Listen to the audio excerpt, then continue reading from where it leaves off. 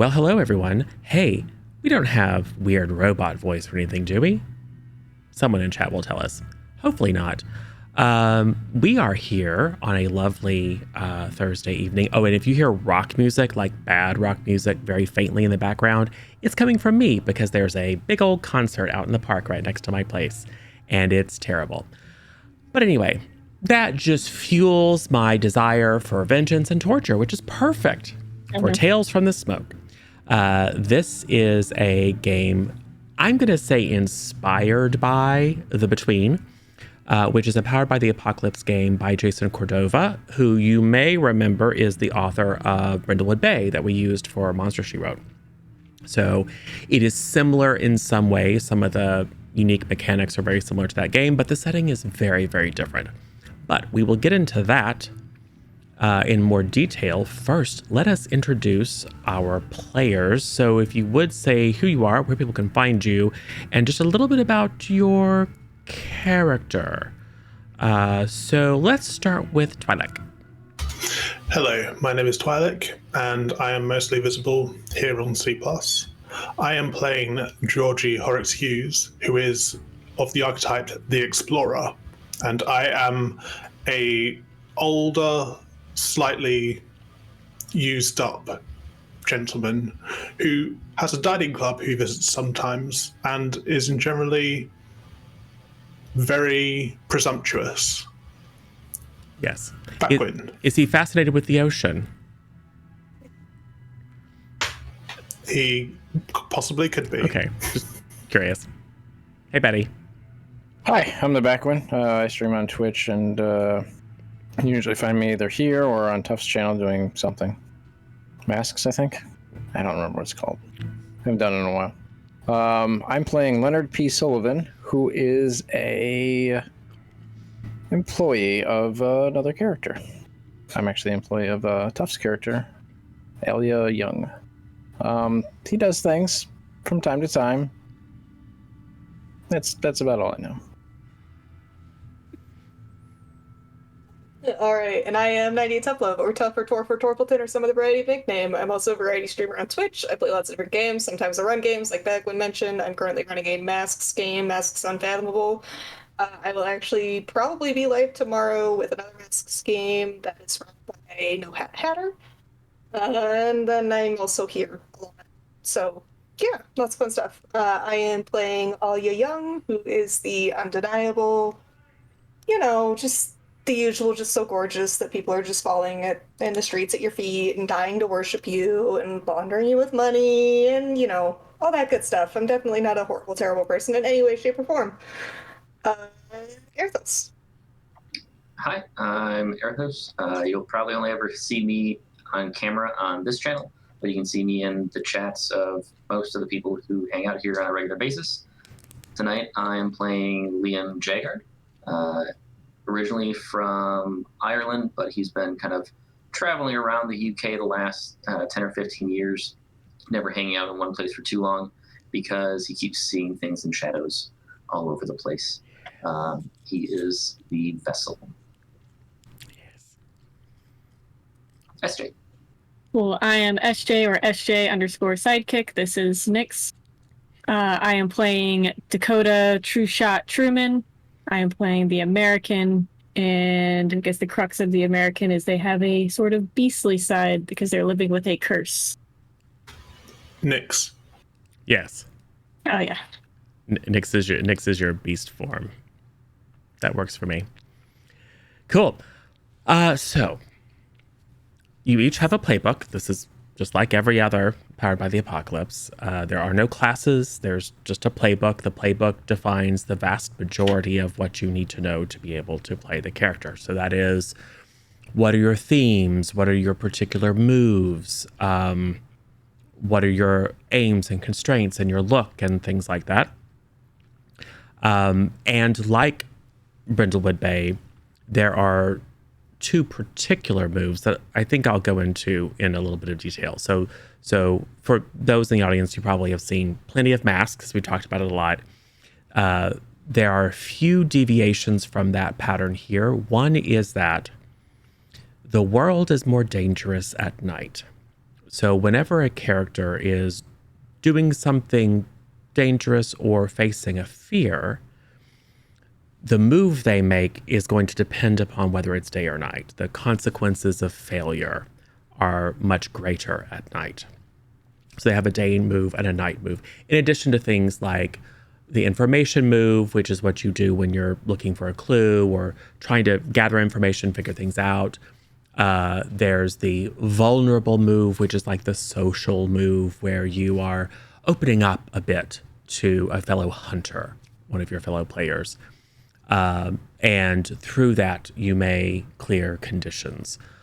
In this system, there aren't like defined conditions that apply negatives, etc. It's more kind of open. So we can decide what narratively makes sense. And then there's the answer a question move, which is when the hunters are all together and they're going over clues and trying to figure things out. They may roll to see if they are on the right track or to discover more information and get more clarity about the foe or foes that they face. There is another dynamic, which is the Mask of the Janus, or Janus or Janus or whatever you want to call it, the two-faced god. So in this system, really bad things can happen. But the players have a chance to rewind time, to undo a terrible and potentially deadly outcome. They do that by putting on the Mask of the Janus. Now, you really only do that once per session, although we can kind of fudge it. And you have a choice when you do that. You can choose to put on the Mask of the Past or the Mask of the Future. So when that happens, you're just going to do basically whatever the text says. Usually it's choose the first unmarked box and do the thing, do the text that the move requires. The Mask of the Past is going to be focused on revealing some element of your dark and mysterious past. One of the only rules is that no one in this game voluntarily talks about their past, because your secrets are shadowy and damaging. Or, if you choose the Mask of the Future, you reveal some hint of the, well, dark and dangerous future that awaits you. Probably tragic. And if you do those things, you can then effectively rewind time, and we can narrate a different outcome. So that is something, that is your get out of jail free card, should you need it.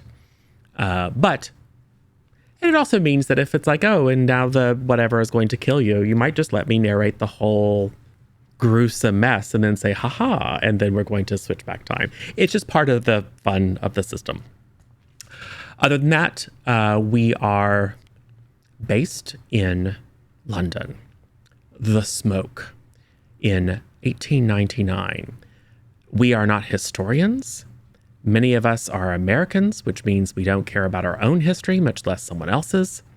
So we are not going to be geographically or historically accurate beyond maybe a few details. I mean, I'm not going to be doing an accent. I mean, Twilight has been preparing for this for a very long time. He's a real method actor. He went so far as to be born across the pond just to be able to convincingly portray a character in 1899 London. But other than that, no expectations. So we can be... I also Lifetime. Oh, okay, good. American. Oh, that's right. Haha. So yes, and it'll be kind of a mashup. It can be kind of steampunky. It's not going to be... So think of it like an alternate London where things are more mysterious and weird, and any inaccuracies or anachronisms that we introduce can just be explained by the fact that it's an alternate world. So, all right. What questions do you have? I have to imagine there are a few. Or not. I think... Because I think with my playbook, maybe it makes more sense to ask the questions once we get to like a night cycle or something. Okay. Is that how it's going to work? Okay. And we'll probably just decide at that point. Cool. Well, on each of your playbooks, you should have some dawn questions, if I'm not mistaken. Yep.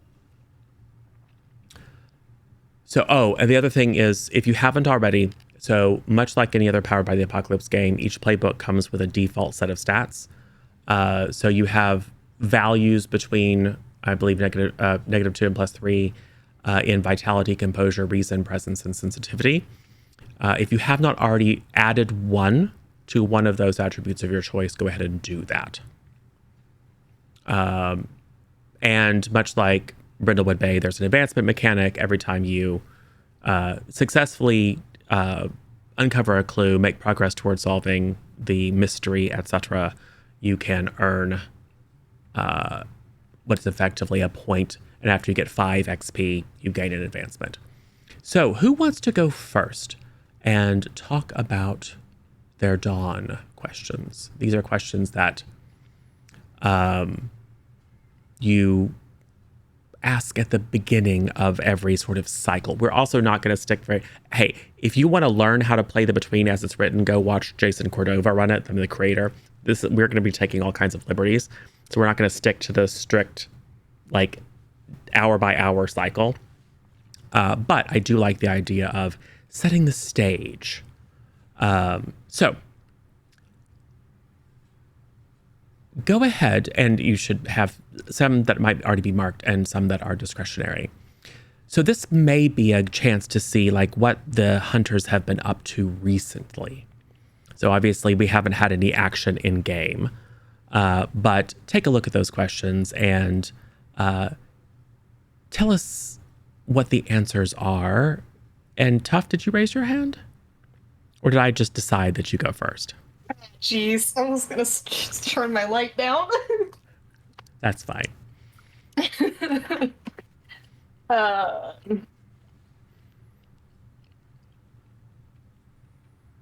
don't mind going first, if you like. All right, then. It's fine. It's fine. So, none of the first 3 questions make much sense to me. Did you answer a question? Did you resolve a threat? Or did you experience an echo in the night? All of those things will be revealed as gameplay goes on, I imagine. I also get to choose 2 more. And the 2 I want to choose are, did you use your loyalty to Her Majesty to justify your brutal actions? Did you? I think very recently I have. Ooh, what happened? Well,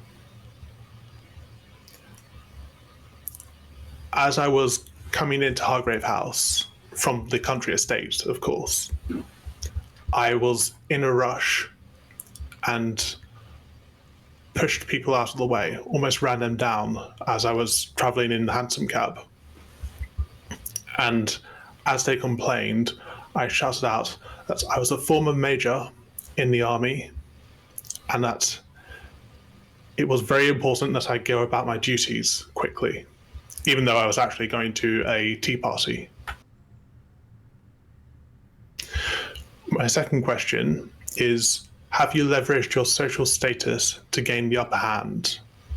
And not quite recently, but I plan to do that very, very soon. Excellent. Cool. Who's next? I can go next. All right. So similarly, again, those first 3, we're going to find those out pretty quickly, I'm sure. Next one, did you have a face-to-face encounter with a dark entity? Not recently, but in the recent past, yes. That's actually why Liam is in London now. Came very close to an entity that spooked him out a little bit. It was a little much closer than he wanted to be. So he kind of booked it cross-country and just recently got to London a couple days ago. The other question he has for Dawn is, did you make love to a human in order to forget the darkness? And the answer there is yes. He's actually waking up in a brothel that morning. A house of ill repute. Yes, trying to forget exactly what sent him here. So excellent. That's how he starts his day. And maybe a lot of days. Maybe. Awesome. Who's next? I can go next. Awesome. So for me, did you stick out in London society for all the wrong reasons? I would say my character sticks out quite a bit because she's a little bit more. She's not your classic like Victorian woman that you would think of. She's not really big on dresses. She's a gunslinger, and then she's obviously American, so she sticks out due to the accent and just some cultural differences there. And she's a little bit quicker to violence. She's not very ladylike, we'll just say that. And then, did you use violence to solve a problem? Yes, every problem. Perfect. Was there a particular problem, though? Maybe tied to your sticking out in society? Probably if, like, someone got too handsy or, a little bit, or diminished my intelligence a little bit, like, was like, oh, sit down, little girl, that I probably would have started a fight. Interesting. So maybe you're probably not the worst for wear except for your knuckles. Okay. So little details. Who's next? I can go. So yeah, same 3 questions as the other hunters. And then, did you appear in London society wearing risque or avant-garde fashion? Yeah. Obviously. So I think there was a party. It was attended by a few of my worshippers. And it was actually at the location that holds my reflection, which is a statue carved in my likeness. So I went because obviously I had to be there to show up that even though the art's beautiful, the real thing is better. And then my other one was, did you express a clear preference for the beautiful over the mundane? I think that I found a piece of art. It was an art show that was happening, and I kind of ignored some advances from somebody else in order to admire the artwork instead of addressing them. Excellent. Well, that leaves us with one. I wonder who that could be. So I have the same 3 as most everybody. And then my other 2 questions is, did I engage in a petty reprisal of someone who angered my employer? I would say yes, as it's part of my duties. Being petty, probably someone that owed a small debt, so I probably just steered a carriage so that mud would sling on them when we're riding through London. All right. The other one is, did I have a scene showing your secret private life in London? No, not yet. Not yet. Okay, so feel free, by the way, to change those. We just kind of leverage that Dawn question mechanic to get a little bit more backstory about the characters, because we're not going to sit here for 45 minutes and have everyone kind of hash it out. So just little vignettes now that help us to place the characters. You are all tied through a variety of circumstances. I'll leave it to you to decide. By the way, and none of which necessarily have to be revealed, because they are the connections that you have to each other and to Berditch House are part of your dark, mysterious past. So none of you may know why the others are here at Berditch as hunters, but you are all aware of the other side of London, a side where the ancient beliefs are true, the side where an ancient rune stone that is fetched up in a fisherman's net can cause madness, a side where mirrors can be portals to other realms, a side where witches and ghouls walk the streets at night. And you have learned through a variety of means and very painful experience that this is not a delusion. Although there may be many in Bedlam who share similar beliefs, you have the scars, physical and psychological alike, to show the truth of this other unreality that exists just beyond the smoke. Now, It is summer. It is 1899. And as I'm sure you know, 1899 has been the hottest year in London since the 17th century. It is not only hot, it is dry. The fear of fire is very strong, as one can imagine. And the heat hasn't really helped, particularly when it comes to Boroughditch House. This is a ramshackle Gothic monstrosity that is perilously perched over, well, a Boroughditch, a canal of sorts, to help to direct stormwater and keep it from flooding the streets. It is dank. It is damp, particularly in the lower levels. The basement has a tendency to flood. Perhaps because of all this, strange moaning sounds can often be heard throughout the building. And there's an unfortunate habit for corpses to fetch up in the ancient ruins that kind of protrude like skeletal fingers from the Boroughditch itself. There was once a mysterious and grand stone edifice on this site that was destroyed somehow, some time ago. And Boroughditch House was basically built on top of and partly out of the ruins of this larger structure. So it's creepy. It's in or near Knightsbridge, which is a fine neighborhood. But your location is pretty cursed. Most society folks would hold their noses and look away and move more quickly if they were happening to promenade down the street near. It has a benighted visage, Boroughditch House. But it is where you can be yourselves. It is where you can investigate, plan your hunts, because for your various different reasons, whether it be loyalty to an employer or perhaps desire to understand your own peculiarity, you feel compelled to battle the forces of darkness. So, far away in the East End, there's a warehouse. We see early morning as just the smoke from innumerable cooking fires, the kind of fug of last night's gas lamps kind of lays low in an oily, greasy fog over the city.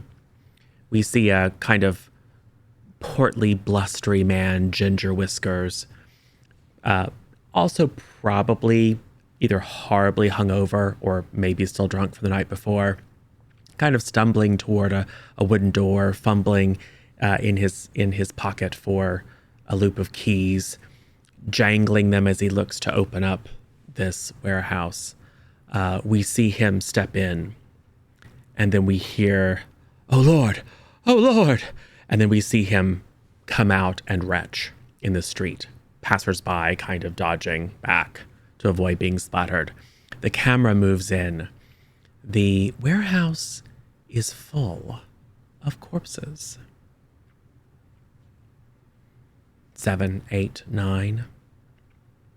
They are blackened and twisted, clearly burned. And yet there has been no fire here. So, that happens in the background. For the rest of you, you probably don't get up quite that early. Some of you may be at Boroughditch. Some of you are awakening elsewhere, but are likely expected at breakfast. So perhaps the thing that wakens some of you late risers is the sound of Liam slamming the door as he enters. What happens?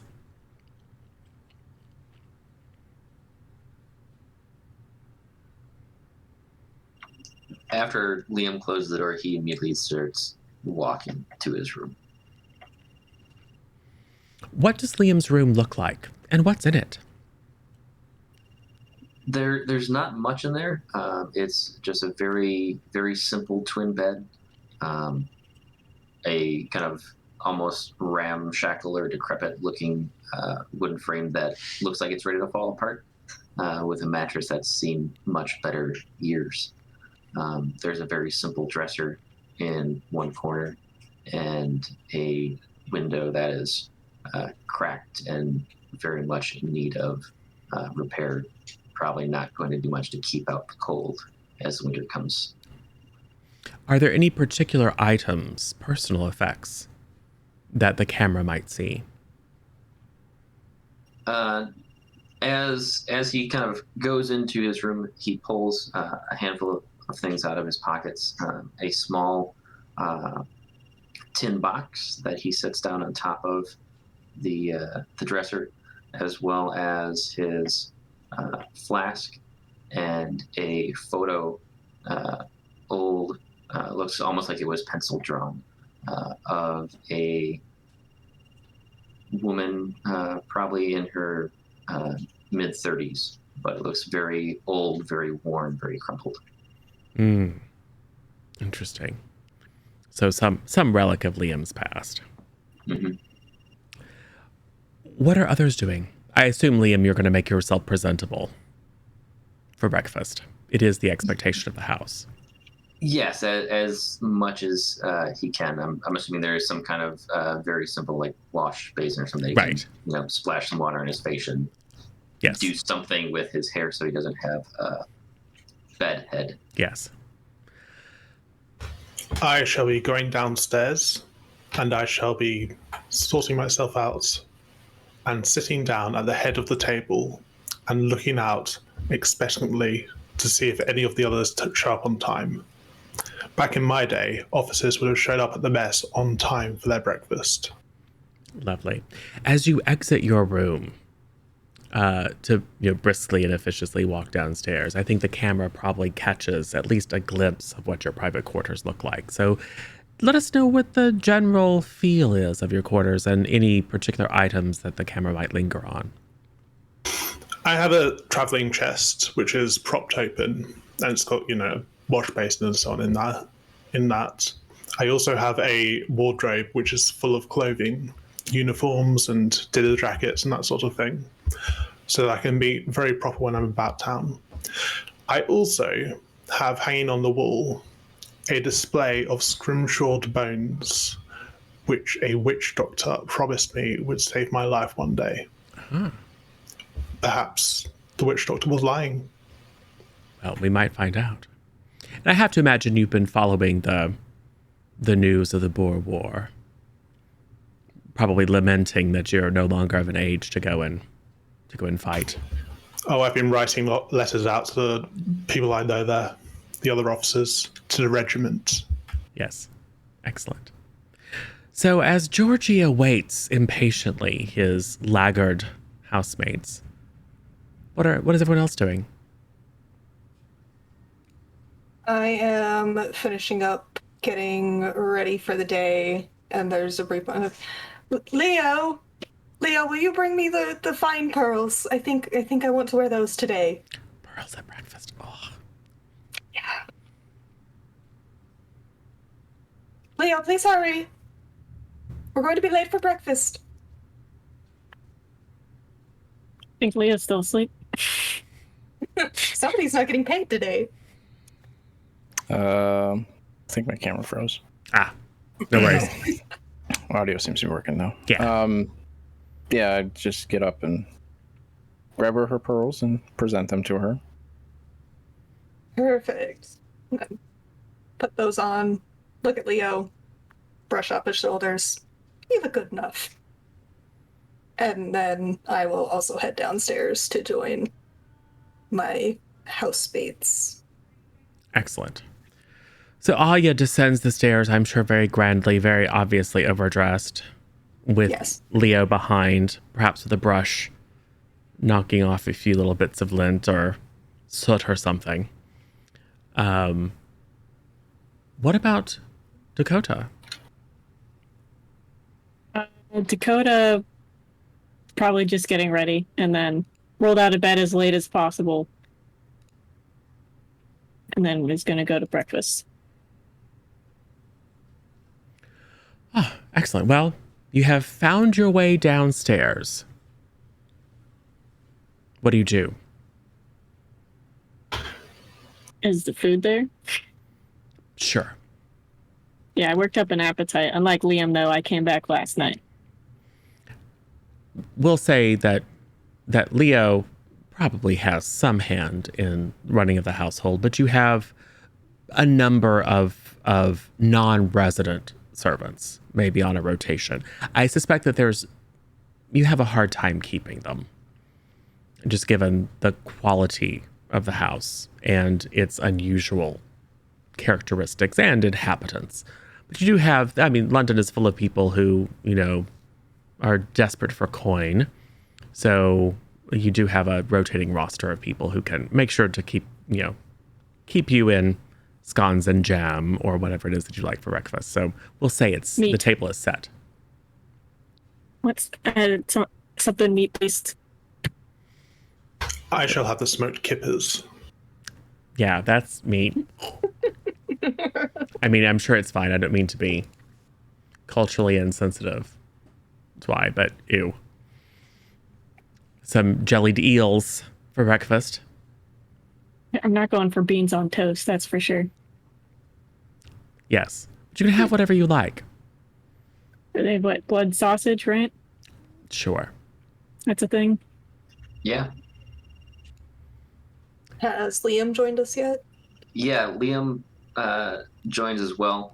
He beelines for the coffee and adds some of the contents of his flask to said coffee before he makes himself a plate and says, Irish "Good morning, coffee. everyone." Yes. Yes, you made quite a hubbub coming in this morning, Liam. Did you have a pleasant night out? Pleasant is a word. It was a night that I slept soundly. Well, that's a pleasant night for us all then. Yeah, I hope I didn't wake anyone. Well, I'm sure we all needed to be awake anyways. How else would we get our morning breakfast if we were to sleep away the hours of the day, right, Dakota? Right.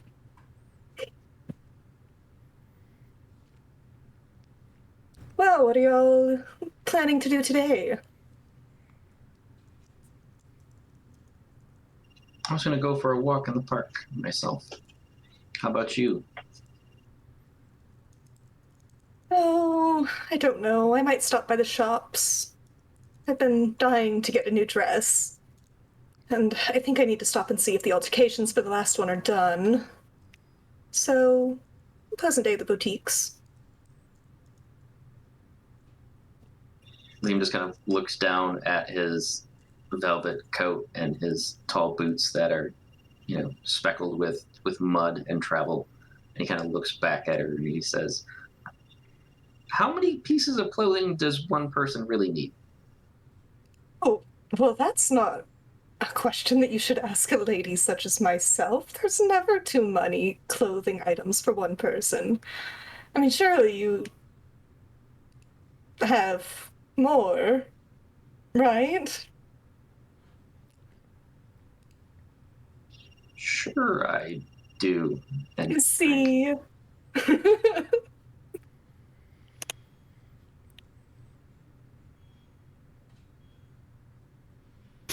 Well, I shall be going down to the cricket grounds. There's an Army versus Navy game on, and I have to be polite to the Navy lads who are going to lose terribly.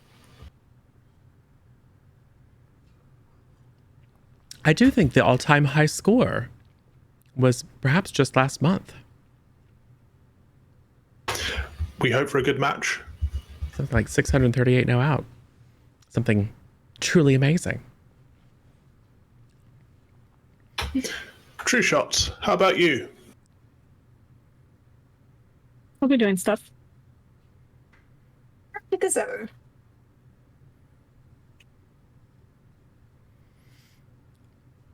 Dakota, Yes.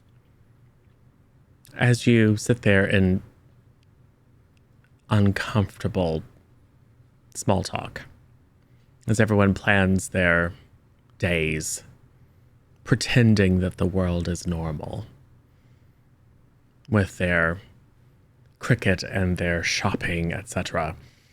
I would like you to make an information move for me. Because you might be able to pick up on something. And I think this might be... I'll give you a choice between vitality and sensitivity. Okay, good. Vitality. All right. That's it. With vitality, it's a 7. Well. So this is our first move. I'll have to look at that. Yes.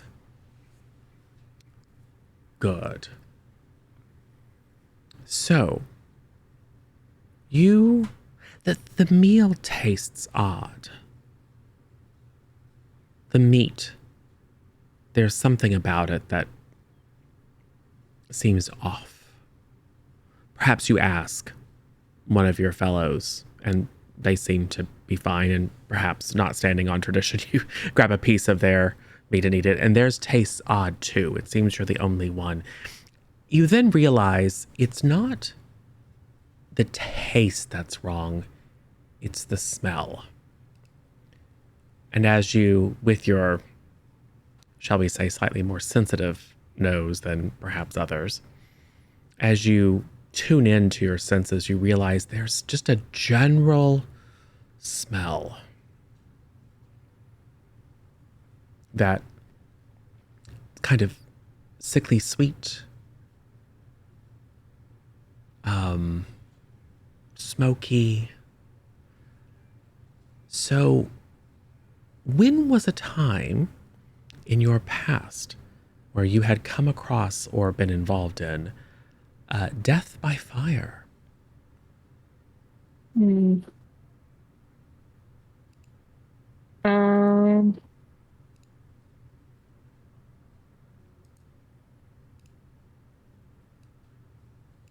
Maybe there was some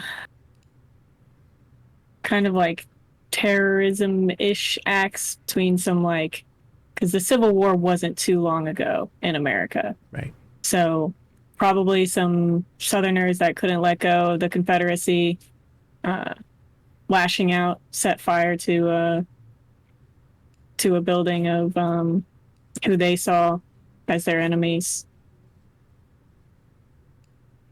Yes. So you recognize that smell. You realize that it's not something that the average person would pick up, but it's also not something that once you've smelt it, you would ever forget.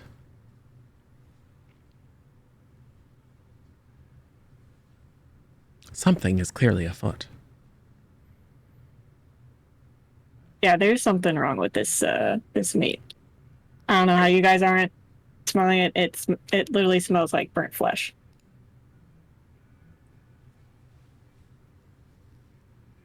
Well, it is smoked. Different. Something's off. It's not usually like this. I would know. I have this every morning. You have the smell of burnt flesh every morning? I have the blood. I have this breakfast every morning. That's why I'm saying it's different this time.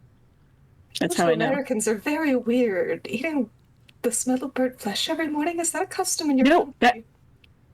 I'm saying it. This time it's burnt flesh. Every other time it hasn't been. Liam flags down one of the helpers around the house and asks if there was anything different about where they sourced the meat for breakfast this morning. No, sir. Did you prepare it differently at all? No.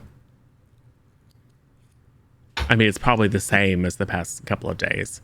It's not like people are going to the market every single day to get the absolute freshest. I mean, you have a fair amount of money at your disposal. But Is there a morning breeze? And if so, what's up breeze of us?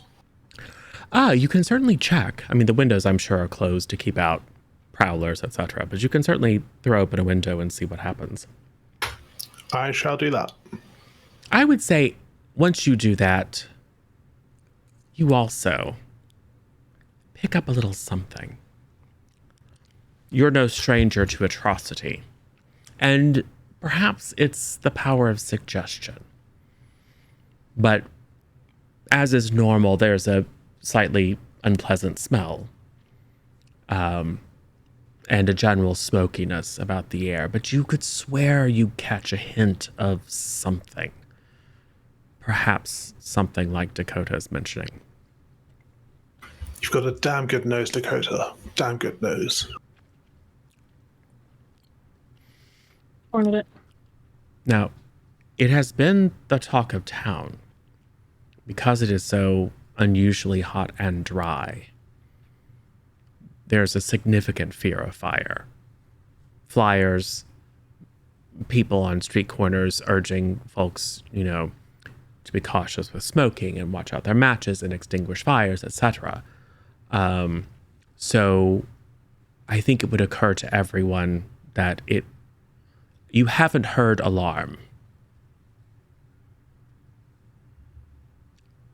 So if there was some great fire that resulted in mass casualty, it would be apparent.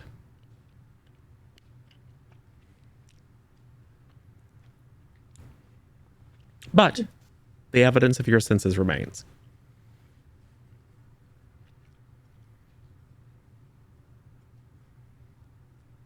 Cool. Well, I'm gonna go do that stuff I was talking about earlier. You guys have fun shopping and doing sports watching. Have a good day, Dakota.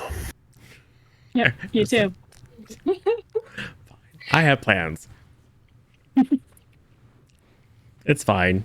If you don't stop the forces of evil, all will be destroyed, including yourselves. But that's okay. Yeah, I'm planning on attempting to following this up. Yes, of course. Yeah. Georgie, you said you smelled something odd too. Yes. Well, it could have been a brickwork or a kiln or something, but I definitely smell a hint of smoke in the wind. Do you have any idea where it might be coming from? Perhaps we could track it down. Well, if the breeze is blowing towards us, then it's got to be upwind. As long as You are it's... the best of us with directions, so perhaps you could lead the way. And Absolutely. if we happen to pass by a shop, of course, I'll stop in, but it won't hurt to investigate. Liam, you'll be coming along as well, won't you? Liam, you'll be coming along as well, won't you? Oh, fine. Excellent. Good man, that. And Leonard will clearly have to carry Everything that Alia buys. and extra shoes. So Yes. your factotum will obviously... Well, excellent. So, what happens? You exit onto the street. I'm sure this is sort of... I mean, your home is sort of like the haunted house at the end of the lane. It is a nice neighborhood. But some of your neighbors are very suspicious about your activities, and it's rare for your passage into or out of the house to go unremarked. So you probably see a few curtains twitch closed in nearby homes as you step out. You're not what I would call a particularly presentable group. Alia, of course, being the exception. But even then, I mean, I think your hairstyle and choice of hat is probably a bit avant-garde. Perhaps you're even going about gloveless. I know, it's very risque. A bit too much jewelry. Yeah, way too much jewelry. Excellent. So what does it look like when Dakota follows their nose? I'm trying not to be too obvious about it. I'm not trying to like, sniff the air, but still trying like to raise up one of your paws and point with your nose. But I'm still definitely following. Like I'm pausing and like looking different directions so I can kind of try to get a whiff of where it's coming from, and then generally trying to follow that direction. Yes. It's quite clear. And as Georgie pointed out, I mean, you can also kind of follow the wind. You, I think, Alia, may be the first to pick up that you are headed towards the East End. This is not a place where society ladies go. It's a place of poverty and destitution and dock workers and all sorts of undesirables. Well, we'll just have to be careful not to touch. Yes, I suspect Sullivan is doing double duty to try to keep the gunk off the hems of your skirts. I think Liam might be a bit more familiar with the East End. Yeah, Liam, makes eyes at a couple dock workers that he's seen over the last couple nights. But his eyes are also like darting at shadows, and he kind of fidgets with the bracelet of charms on his right wrist as they're walking down, like he's seeing stuff that isn't there. Yes. What does he see? So, what is something that Liam fears? Can be specific or general. Liam fears being restricted and kind of the loss of personal freedom. Interesting. I'll keep that in my pocket for later. Yeah. I know you will. But yes, no, I think your experience is, of course, many of the people going about their business are, I mean, they're looking at you. You're cutting quite the swath. You're not the typical folks, and maybe a few people recognize you. But maybe one might even like go to tip his hat at you, but then see that you're surrounded by these strangers and be somewhat confused. And so you do very much feel everyone's eyes on you. It is somewhat oppressive and maybe lends itself to that kind of feeling of paranoia. Yeah, he definitely feels more anxious than usual from the extra sets of eyes on him. But as much as he can, he tries to pass it off like, yeah, hey, what's up? Yeah, I just happened to be with these guys today. Yeah. And maybe one of the dock workers spits on the ground, saying something about how suddenly you're a posh. I mean, you're not, but Alia is. So, and you're with her. So, and Georgie's very upright, obviously. So, your reputation in this area is probably going to suffer a bit. I should say your access to some of the out of character considering Georgie and Alia too. Your access to some of the dens of iniquity that you like to frequent might be somewhat constrained. But oh well, there's always another den of iniquity. Just around the corner. Yes. Speaking of which, the scent is getting much stronger, Dakota. We're definitely getting close. Yes. You guys smell it, right?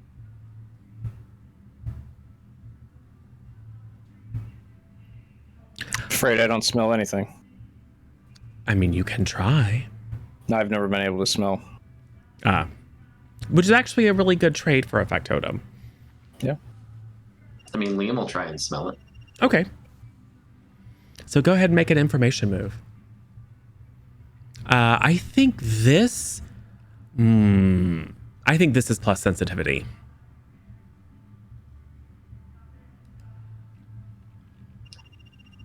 So sensitivity, that's only an 8. Well.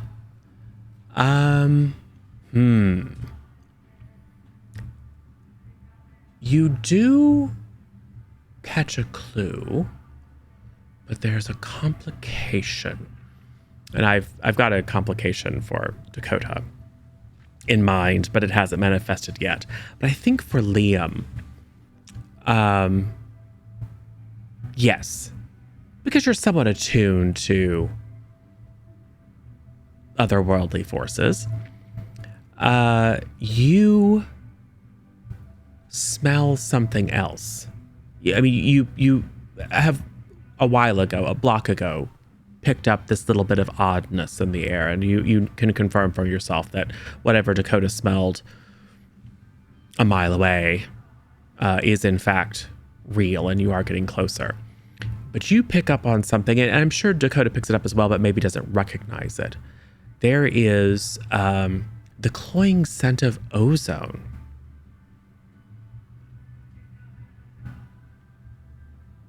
And in that moment, you are reminded of an event that happened perhaps when you were a child.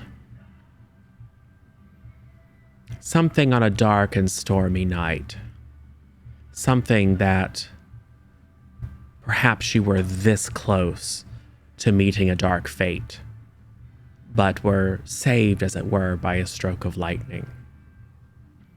And ever since then, that strong smell of ozone has reminded you of the terror of a child.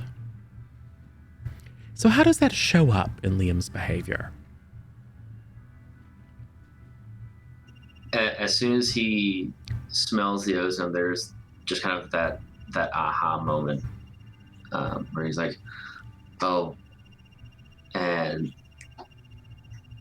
like it's there for an instant and he tries to hide it again, and he immediately just starts like spinning around trying to figure out where that scent of ozone is coming from. He simultaneously wants to find it and also run exactly away from it. But he needs to figure out where it's coming from first. It smells like it's everywhere. Yeah, and he just starts like palpably sweating. If anybody grabbed him, they would feel that his palms are sweaty now. I think you can all see that Liam is looking worse for wear. Liam, are you all right?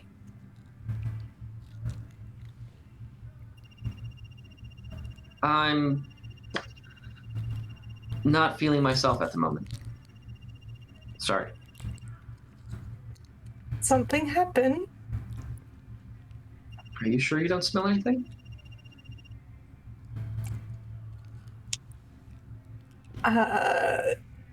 Just to amuse, I will take a deep breath and attempt to see if I smell whatever it is that they're smelling outside of just dirty London. Yeah. Ugh. Aside from the smell of the poor. Yes. Look, I didn't want to say it like that. I mean, you didn't. Alia probably did. I mean, Alia kind of did.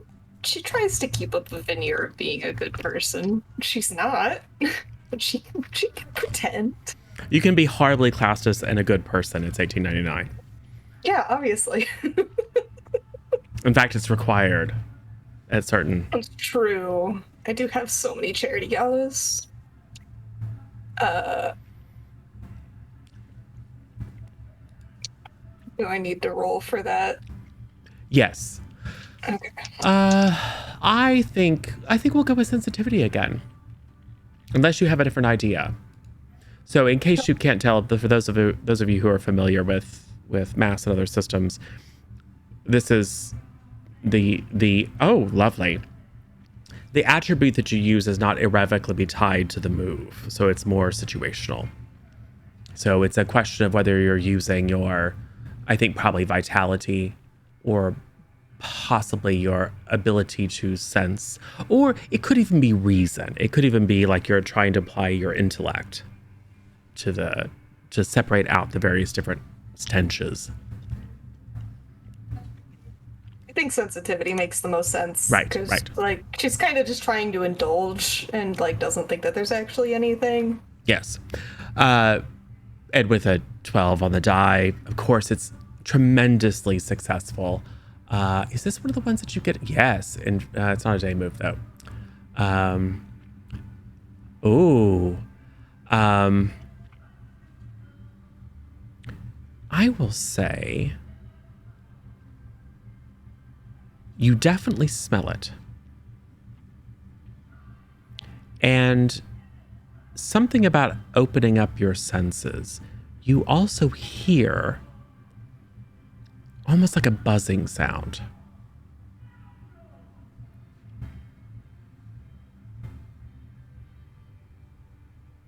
Okay, I just smell it. Does anyone hear that? Where is it coming from? By the time you ask the question, it's gone. But as you think back, I mean, it was maybe a second or two where you heard just this hissing, buzzing noise. It wasn't like from a direction. It was almost like it was in your head. And it was almost like part of a word. Like not enough that you could tell what word it was, but it was a highly attenuated voice, probably a man's voice, saying something. And not even enough syllables to know whether it was like an English word or not. But, or it could just be an illusion. But it really did seem like a strange, tinny voice speaking directly into your mind. Well,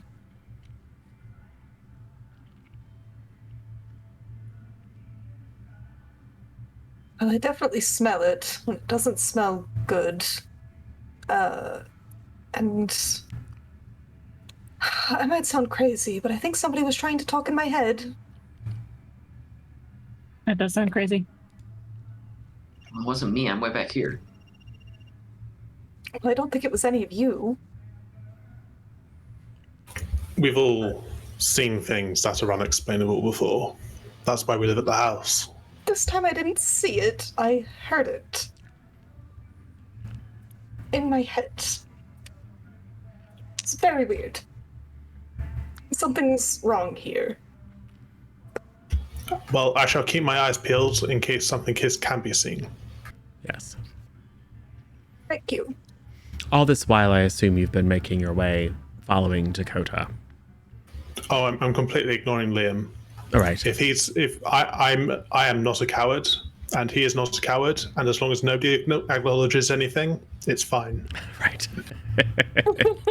Stiff upper lip and all that. All right. So you turn a corner into a narrow lane, and you see before you a rope maker. The windows, such as they are, basically holes in the wall with wooden shutters, are thrown open. The front door is thrown open. There is a crowd of kind of wretches that have gathered across the street. A very muddy-faced child with messy hair runs over and peeks inside and then screams in a mixture of terror and delight, and then runs back to his little gang of urchins and, oh yeah, I seen it. This is clearly the source of the smell that roused you from your breakfast. Liam flags him down and says, "Boy, what'd you see? Where?" Bodies, sir. Black and twisted they were. Like they were burnt by the devil himself.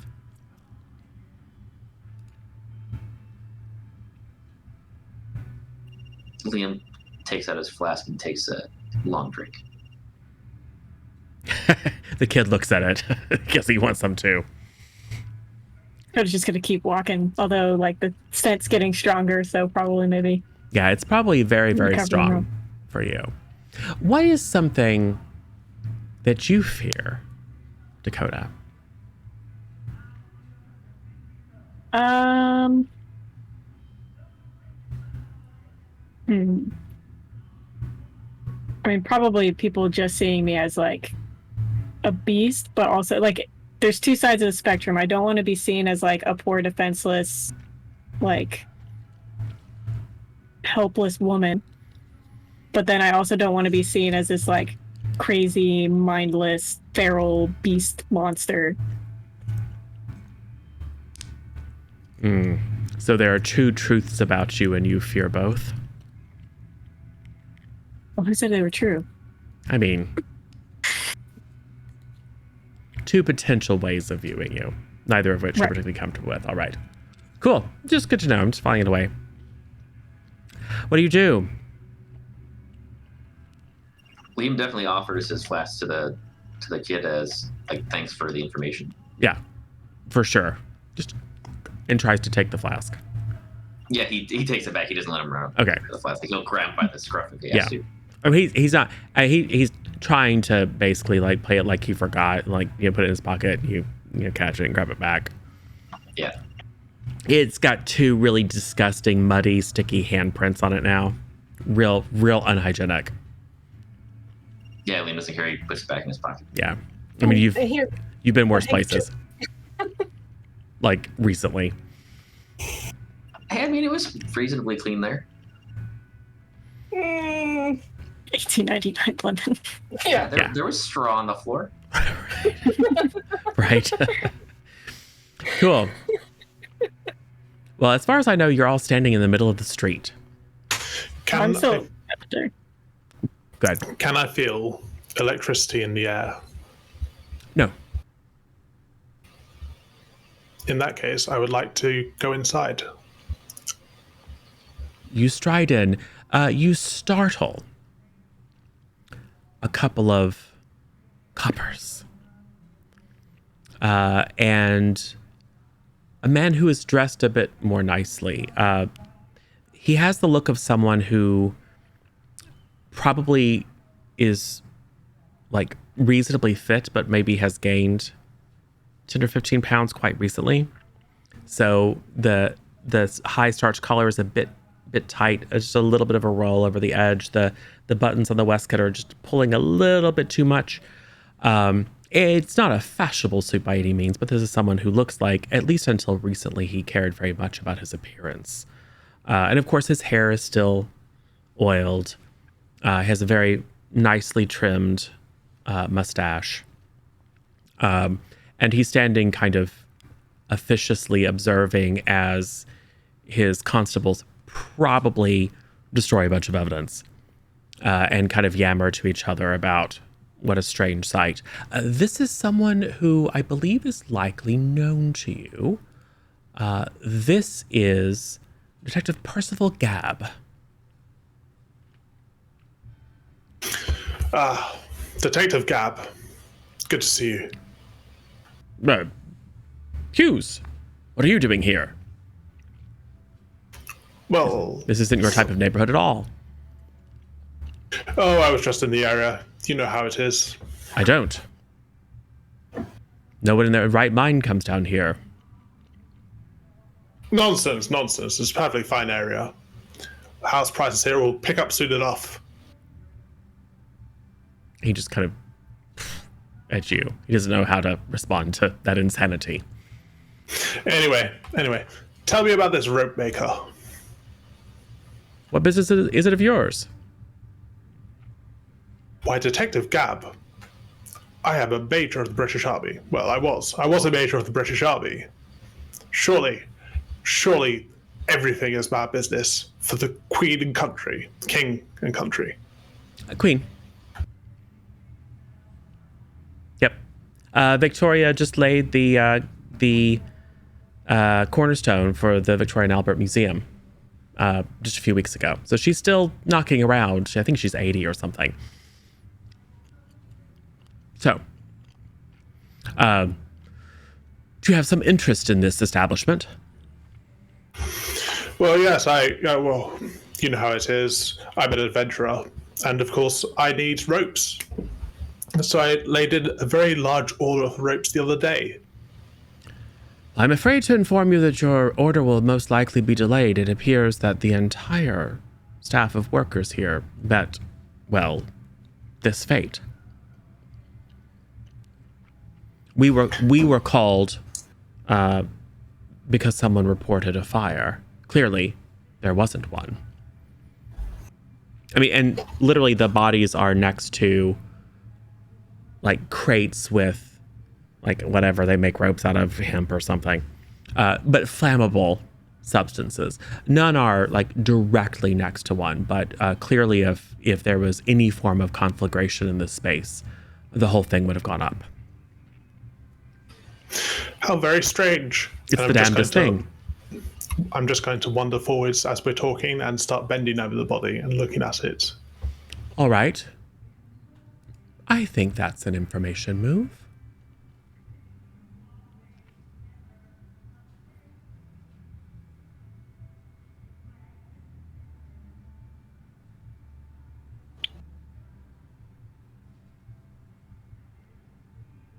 Composure, maybe? Sure. That would be an 8. All right. Yes. So you look, and it's much as described. Much of the clothing isn't completely burned away. It's carbonized in areas. You do see on certain pieces, like where a buckle, like in a belt or a shoe, in the surrounding leather, you see a dendritic pattern. And of course, you're much closer than any of the constables have been, so you may be the only person to notice that. And we'll say, because you're quite close and because your attention is attracted,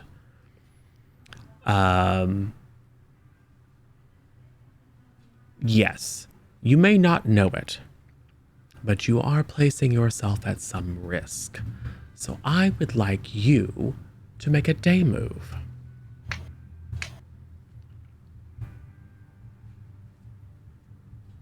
So, what do you think might happen if you lose your nerve?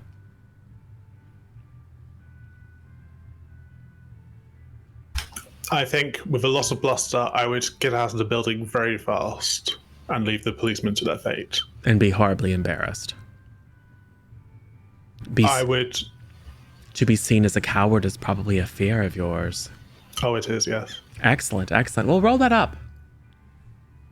And I think composure makes sense. That would be an 11. Ah, excellent. Well, not quite a 12. But you are able to hold steady as you reach out, not so much to touch, but you're just kind of like trying to get a better focus in on this odd pattern. And there is an audible crack. And your hand immediately goes numb. Everyone in the room with you jumps and looks as you stumble back a bit, involuntarily, but you do hold your composure. So what happens? What is your reaction? What does everyone see when they turn to look at Georgie?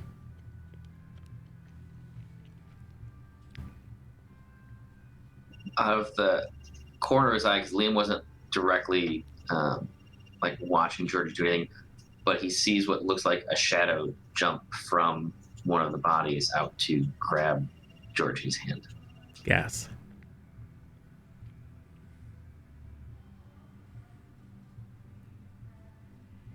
Georgie, what are you doing?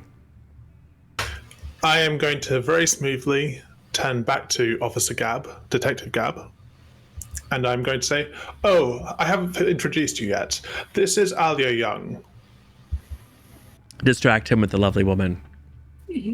Is Alia inside? Yeah, I had Leo open the door for me and came in. Miss, you can't be in here. This is no place for a lady.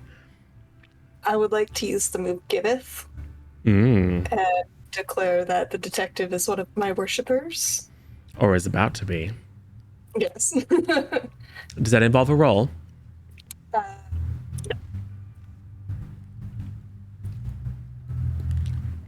I can at any time declare a side character is secretly one of my worshippers. Describe how the side character subtly or not so subtly debosses themselves before you in the scene.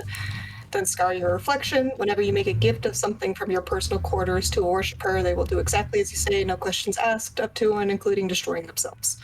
If you Ooh. demand information of them, it may come in the form of a clue at the keeper's discretion. Ah, excellent. Well, then you know exactly what has to happen. So how does he subtly debase himself? I think he's probably too aware of his surroundings to dramatically debase himself. But what does he do that gives at least you the assurance that he has maybe not seen you, but has seen and admired your statue? There are burn marks on his fingers because he touched it the first time he saw it, and they're required to go through a cleansing fire if they dare to touch the statue. And it's very common to see the same, just one finger very badly burned and healed. And he probably kind of flexes that. Or rubs it distinctively. Yeah. And you can see the telltale look of recognition in his eyes, the sort of awe and wonder at seeing the object of his affection in living flesh. Yes. So his bluster towards you of "Miss, you can't be here" just dies away in that look, and he steps close to you. Detective, is there something wrong? Nothing that you need to concern yourself with. Just some poor louts who ran afoul of something. Oh, but the welfare of the people of the city is very much important to me, so it's very, very dear to me that I know what happened here. Perhaps I could do some sort of charity event to mourn the loss of all these fine workers. I'm sure that these wretches would be graced by your presence. Any gift or act of kindness toward them would be as if manna from heaven. Naturally. Well, of course, I would need to know some information about them, so... And I'll just kind of, subtly I have a special handkerchief that I carry with me, and I'll just kind of push that into his hand. So or if you could... accidentally drop it. Yeah. And of course, then he, goes and picks it up and goes to hand it back to you, and then you put your hand over his and keep it. Yeah. And he's just I love it. No, he doesn't do that. He tucks it away right next to his heart. Yes. And then he looks very suspiciously around, suspiciously and somewhat aggressively, particularly at the gentlemen in your company. Don't worry, they're nothing more than peons I've hired to keep the wretches away while I'm in the lower realms of the city. So he will lean uncomfortably towards you, and he is, as I said, probably somewhat vain. So he's you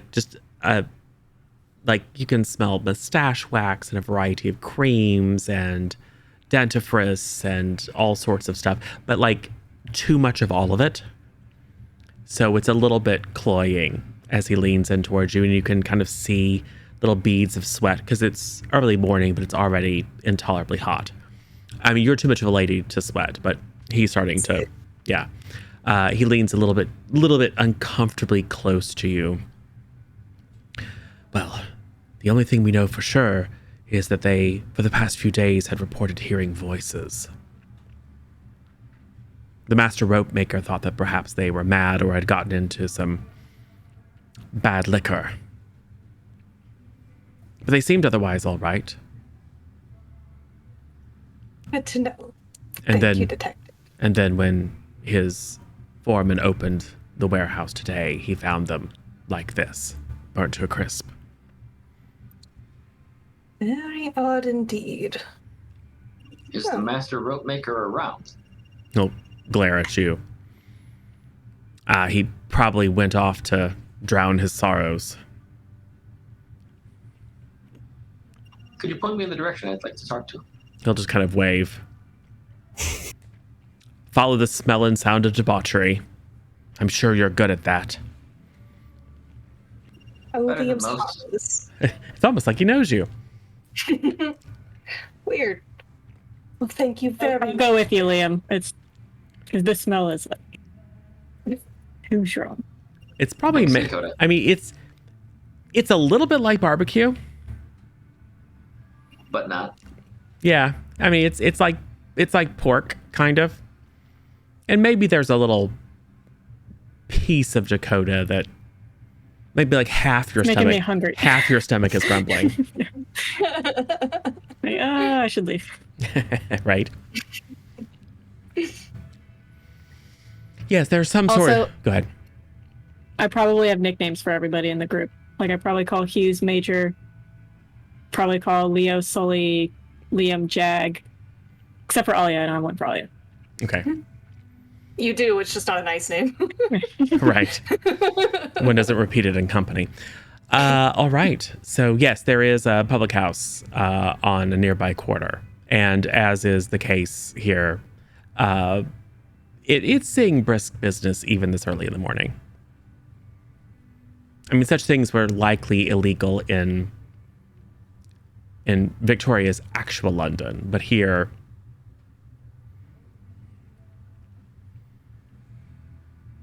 Yeah, I mean, unless Dakota kind of takes the lead, Liam goes looking for the rope maker and, asks gentle questions of the folks around to see who it is. He's trying to figure out what, if anything, these voices were telling the workers. Yes. So, it's easy enough. You can ask around, and you first probably talk to a few folks who are a bit too drunk to understand what you're asking. But eventually, you're, ask the barman, and he'll point you over to a corner where the ginger whiskered man that we saw before is kind of hunched over a glass, still shaking a bit. How you want to approach this? Honestly, I was going to join him for a drink. I think that's probably the easiest way. You want me to join you, or you want me to just talk some people up around? I think you joining is probably going to be best. He might respond differently to you than to someone of my composure. Fair enough. Yeah, Liam goes up and doesn't touch the gentleman, but kind of taps the seat next to him and just says, "Do you mind if we join you for a couple drinks? I think we could use them too." He kind of looks at you blearily and in kind of an unfocused fashion, and just kind of is at first confused, and then just sort of, just to not have to deal with anything, scoots over to make room. Yeah, you'll sit on one side, and I'll sit next to him so that he can't get out. Exactly. What happens? I'll let kind of Dakota start, since I feel like I've kind of had the spotlight a bit. What you drinking there? What business is it of yours? Who are you? I'm Dakota. Who are you? I'm the master rope maker. I'm NPC me. Somebody NPC me. Spurgeon Gray. Virgin Gray. I like that name. Gray's my favorite color. Why are you talking to me? Is that a crime? Kind of looks you up and down. Where are you from? You're from the the accent? You're from the colonies, aren't you? Well, I mean, we're not colonies anymore. We're a full-blown country. Throws But... down.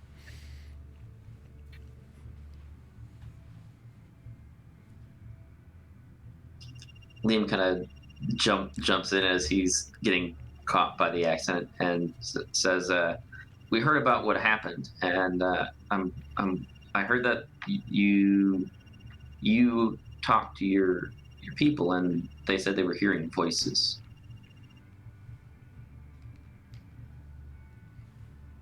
It's an illness. It must be. I pray I haven't caught it. How would you know? What are the symptoms? Well, they ran mad, didn't they? Hearing all kinds of voices. First, I thought they were. Well, at first I thought they were just slacking, but they kept it up and they kept talking about it. And I told them that it wasn't funny and that they should get back to their work, but they seemed so convinced. It didn't seem that the voices were. They said at least that it didn't seem that the voices were talking to them. It seemed that they were hearing, as if eavesdropping at a door. What did they hear? I wasn't curious. It was distracting them from their work. We have a big order for a major in Her Majesty's Navy that we had to fill in. I know, right? I didn't want to hear any of their strangeness, but it did disturb me. And then to come in this morning and find them like that. Do they don't normally stay, sleep in the shop, do they? They go elsewhere, I would assume. I had nothing to do with it. This is not my fault. No, how dare you insinuate? Make sure that you're cleared of any suspicion by the police officers. He will break down. He's the get angry and then cry drunk type of person. Got it. Liam knows his type well. Yes. From his nights and buys him another drink. Yes. So yes, he breaks down and reveals that because of their shirking, he had locked them in the night before and told him that he expected, 100 yards or whatever, some large but reasonable amount of finished rope by the time he arrived in the morning. Threatened to withhold their pay if any of them slept or left. Which, of course, he feels somewhat guilty about.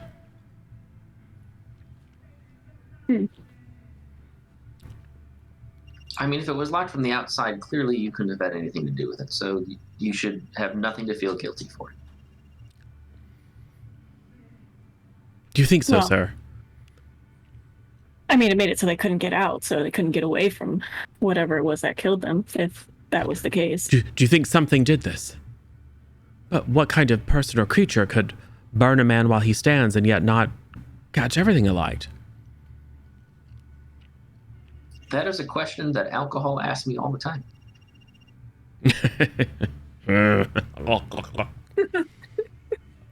He's getting more and more. I mean, he was super drunk. And he probably starts to babble at you about a variety of things. And it's just very, very rambly. And it starts to go into other things, like other things that he's done that he feels guilty about, but it's mostly about why he can't be blamed and how it's really his mother's fault or his wife's fault, etc. And pretty soon he's just babbling nonsense to himself. I mean, Liam's happy to get him good and stinking drunk, and then just kind of leave him. Yes. Roughly passed out at the bar. Yes, easy enough. What have Aya, Georgie, and Sully been doing? Mr. George.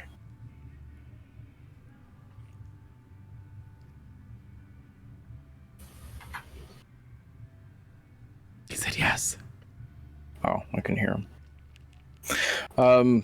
Did you talk to the coppers over there to see what the fire brigade wasn't called?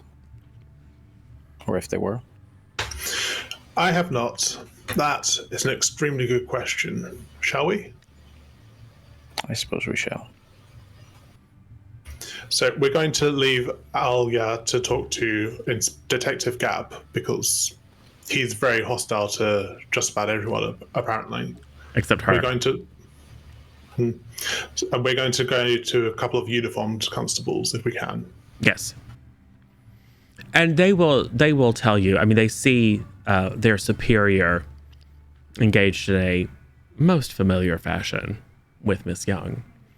So they take that as that it's all right to talk to you. And they're frankly eager to talk. They have all sorts of theories about what might have happened. But to answer your question, the reason the fire brigade wasn't called was because there was no report of fire.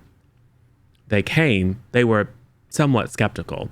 There have been all sorts of false alarms because the worry of fire has been so strong.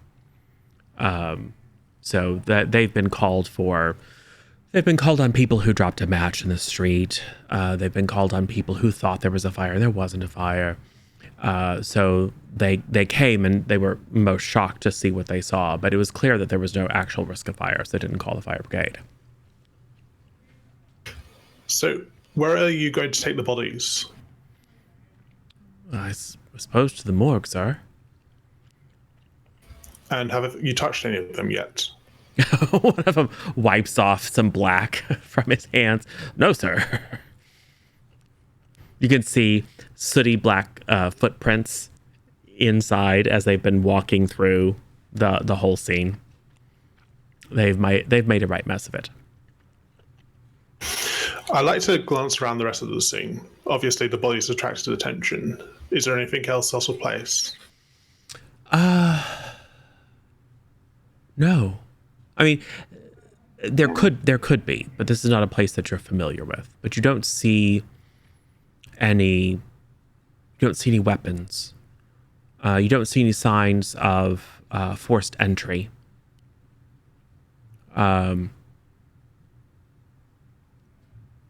It doesn't look like anyone attempted to get in or out.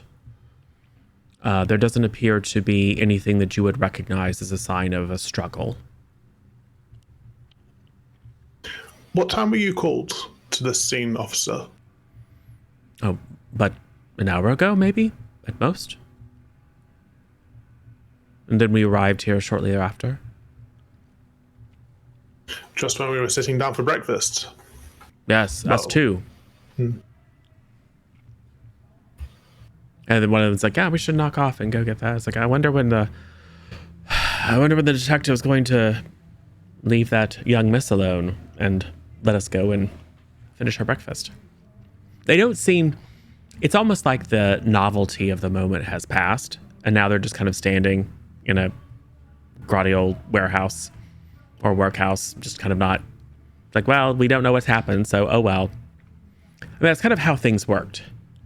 It was sort of like, well, not an obvious murder, and even if it were, there isn't someone who's like, there was an eyewitness who saw it happen, so unsolved.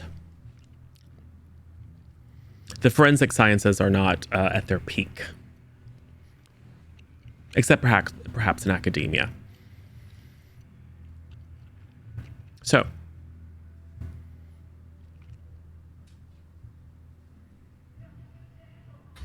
Leonard, do you have anything you would like to ask?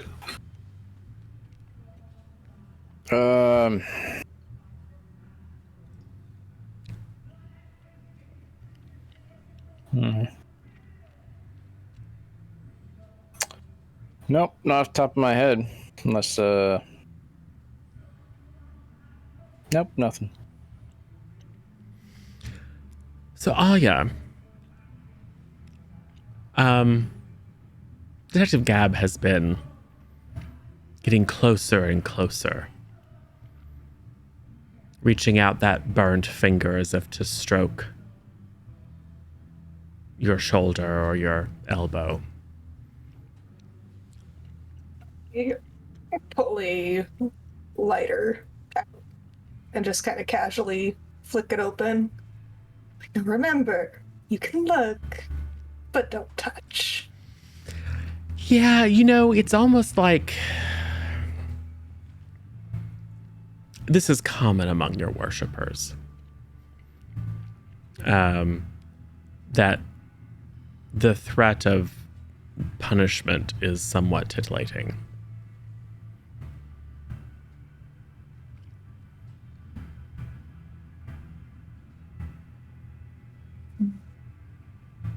Leo. I will come right over and Take a step make back. space between them. Yes. He goes to struggle a bit. But as soon as there's a bit of a space between you and him, and as soon as and most of the crowd that had gathered has moved along because nothing dramatic is happening. But there are a few people have been kind of making lewd noises about him, obviously chatting you up in the middle of the street. But as soon as it's almost like he becomes aware of where he is in the setting and that perhaps he has breached decorum. And so he kind of, sucks in his belly and straightens himself up and just kind of spins on a heel and goes in and begins barking orders at his constables. Thank you, Leo. Of course, miss. So, what happens? Me and Liam will probably catch up with them if they're still there. Yeah. Easy enough. They're out in the middle of the street. Having to dodge cabs and things occasionally. Well, wagons, I suppose, down here. Wagons and carts. Well, Yeah. did you guys find anything? We found out that the rope maker locked them all in the shop for the night. Well, that's interesting. There wasn't any forced entry in the warehouse. I checked. Right, which means whatever did this was either already in there with them or didn't need to go through the door or one of them, or I don't know. And it didn't look like anything else was burned. Or they had a key. Or they had a key. What if it was one of them? And then they burnt themselves too? Murder-suicide? Suppose so. If they were looking to take out But everybody we were else. Hearing voices. Yeah, the rope maker said that they had been hearing voices and it was distracting them from their work, so he just assumed it was nonsense and got angry and locked them in for the night so that they could complete the order. Yes, but also I heard a voice on our way here. Oh. I mean, hearing voices doesn't make you special. Well, no, obviously I'm special in other ways. Hearing could lock voices you in and a seeing room and see shadows what and stuff happens. doesn't make you... That's normal. Everyone does that. I'm aware. I'm drop dead gorgeous. If we lock you in a room and you spontaneous combust, then that helps us get more clues. That Yes. doesn't help me. I'm not an employer. Yes, I would rather not spontaneously burst into flames. Not really a team player, but okay. I mean, you're more than welcome to try to get voices in your head and then attempt it. Back in my day, we asked for volunteers to do that sort of thing. I'm sure we could go back to the house and ask one of the serving staff to enter a room. It was a joke. Going back to the house does seem like a good idea. I think we should all go back to the house and, think about this and then reconvene and discuss what we think might be going on. Yes, you all go back to the house. I have yet to do any of my shopping. Whatever helps you get through the day. If that's a new dress, then by all means. I mean, we did just look at a lot of burned corpses. It's not exactly pleasant. Yes, the stench is going to be fused into your clothing. Yeah, Oh. not pleasant at all. Awful. Definitely made me lose my appetite. Remind me to stop and get some herbs, something to put in the bath. Perfumes. Lavender Yes. and rose. So I assume Aya and Sullivan head off to do some conspicuous consumerism. And the rest of you plan to return to your home. Yes. On the way back, Liam does ask Dakota if they smelled lightning as they got closer to the crime scene. Did I? Well, we'll say that you ask at some point while you're still nearby.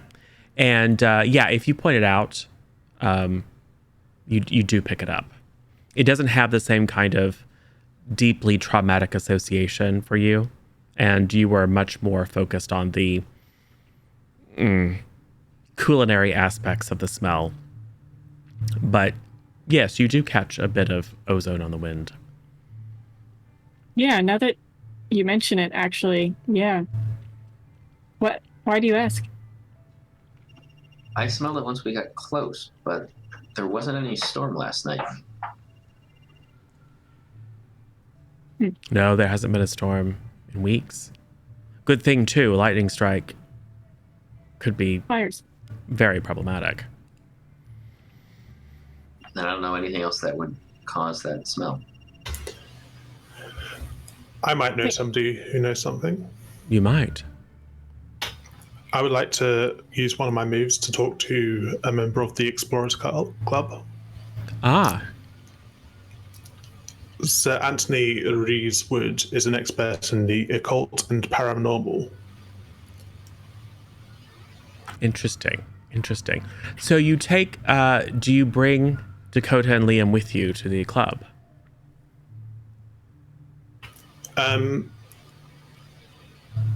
Liam is in muddy boots and only has one set of clothes, and he smells of... Can Dakota get dressed up for the occasion, or... I mean, I could. But if you're already dressed, it might save time for you to just go by yourself. Well, I'm changing my clothes anyway because I smell of... Gotcha. So if you want to come, you can. All right. So, I mean, it's the Explorers Club, so, I mean, there's a veneer of gentility to it. But it's not what one would call entirely respectable. probably they at least want me in like a skirt, though. Oh, yes. If you're wearing pants, that's probably very, very... My fashion sense is very scandalous. more 1900s, not... Okay. So you can swing back by the house and change into something a little bit more... I mean, why you didn't do that when you left the house in the morning, that's a whole other question. But yes. Yes. So you enter as your neighbors watch you suspiciously and then get changed and then come back out in a change of clothes and they look at you even more suspiciously. And then you head to the Explorers Club. They, of course, recognize you. Oh, it's a fine establishment. They do wonderful kedgeree. Comes from India, you know, kedgeree. Great dish. Yes. Did you serve in India? Oh, no. I was in Sudan myself. Ah. Yes, of course. And there's, as one would expect, all sorts of culturally insensitive artifacts tacked to the wall. Absolutely. I put half them there. Probably so. The other half are back in your private quarters. So yes, your contact is, of course, there. Sir Anthony, wonderful to see you. Ah, Georgie, what brings you here today? Oh, we were just about in town. And who are your friends? This is Dakota. Ah, She it's is rare that we have a member of the fairer sex in our club. Are you an explorer, miss? You could say that. Ah, excellent. Well, you'll have to tell me all the tales of your discoveries. Here, come sit next to me. Dakota is one of the finest shots I know. Ah, markswoman. Indeed. Excellent. Well, I heard that the society was quite permissive across the pond, as it were. I'd love to see you shoot sometime. Well, funny enough, Perhaps we could because set up of a contest. Go ahead. because of your countrymen. ironically enough. He looks confused. Oh, yes, a joke. How droll. He doesn't think it's funny. Listen, Sir Anthony, we were just about town earlier when we saw something quite unusual, and I thought, you know a lot about ghosts and other such things, don't you? Yes, I do. It's a great passion of mine, the occult. Ah, you should come. We're having a seance at the weekend. Oh, yes. I've been trying to get Georgie to attend one of my wife's seances for years, really. It's most amusing. Table rapping, speaking boards.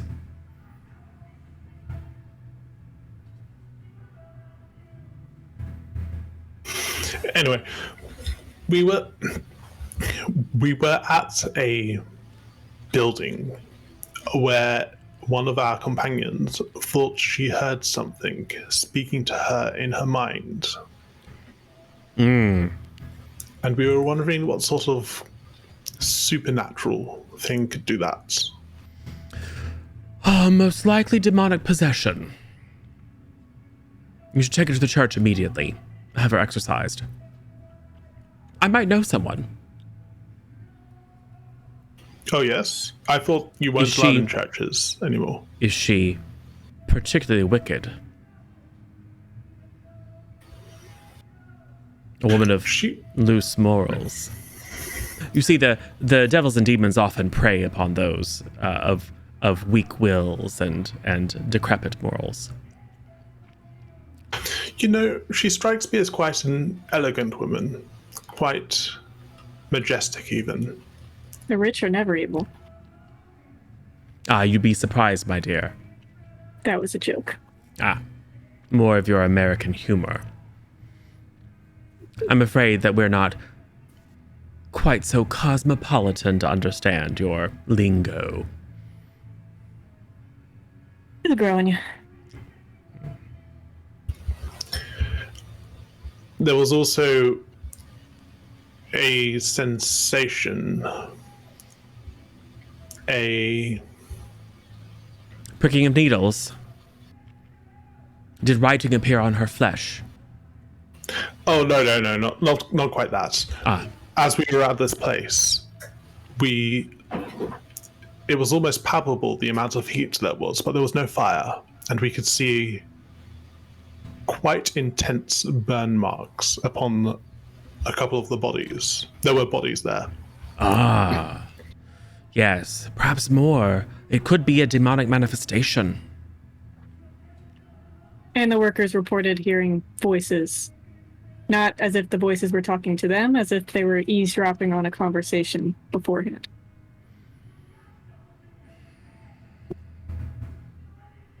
I would have to consult my library. It doesn't sound entirely familiar. Typically, a demonic possession will take hold of an individual, tempt them to evil and wanton acts, whereas a demonic manifestation would, again, typically target an individual or perhaps a family. Was this a family with young children? A group of workers. What would the devil want with workers?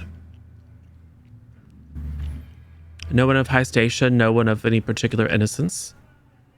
Seems odd. But the ways of the devil are quite mysterious. So you recommend going to a church and asking there? Well, if you are concerned that a friend of yours is possessed, that seems the most likely.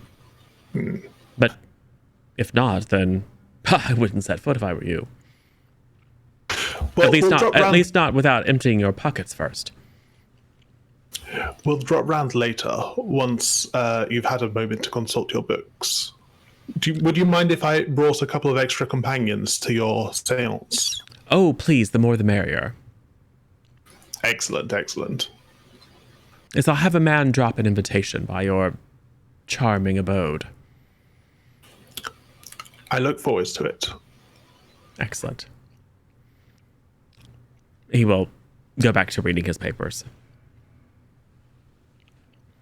He's of a bit higher station than you are, so that is a clear but friendly dismissal. I mean, technically, there's not supposed to be any kind of...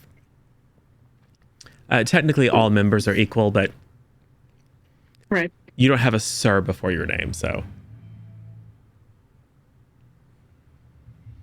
Major? Yes, Dakota? Where to next? Well, Meet with the That- others. we could do Or that. at least Liam. Who knows how long Sully and his boss will be out. Well, at what time does everyone regather at Baroditch House? So, like, how long does it take Alia to get bored shopping? It'll probably only a couple of hours. I don't think she wants to be out for too long because she kind of stinks. Okay. So long enough to pick up her freshly altered dress and to shop around a little bit more for more jewelry she doesn't need, more hats, etc. Probably run into a few of your worshippers. Yeah, probably. None of So, whom have been to visit your statue recently to see the new scar on it. Yes. All right. So, do Georgie and Dakota lunch at the club, or do they return to Shoreditch? Sorry, Baroditch. Oh, I would be delighted to entertain you at the club, Dakota. Oh yeah, oddly my appetite came back. We do a wonderful chicken salad here. Wonderful. All right. All right. So yes, you have a okay meal at the club. It's probably better than what you're used to at Baroditch, but so yes. But nonetheless, you arrive back in time to for Sullivan to have finished putting away Madame's boxes and bags and things. And can gather in the drawing room if you like. Go ahead. Yes, Liam. I was gonna say, while everybody's out and Liam basically kind of has the house to himself, he locks himself in his room, and he'll use his rites of salt and smoke to talk to some dark entities and try and determine what exactly happened previously. All right. So he has to choose what kind of offering the entities are going to require. So for this one, he's going to pull out his pocket knife. And it's going to be a combination of self-harm and perversion of Christian rituals and blood sacrifice, as he basically stabs himself multiple times in a form of stigmata to kind of talk to the dark entities around the house and see if they can tell him what exactly happened in that warehouse downtown. Yes. So, you've pulled all the drapes in your room. There is, probably a single candle. Mm-hmm. So very dim light filtering through the thick brocade drapes, a single candle illuminating, and it's hot, so you're probably sweating, so it get the glisten of sheen of sweat. A combination of heat and anticipation of the pain and horror to come as you content warning yourself and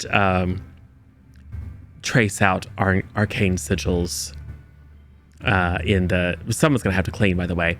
But you trace out arcane sigils on the slightly buckled, slightly damp wood floor. And as always happens, you have just enough time to convince yourself that it isn't going to work. And then you hear the hissing, the sibilant whispers from that corner? No, that corner under the bed?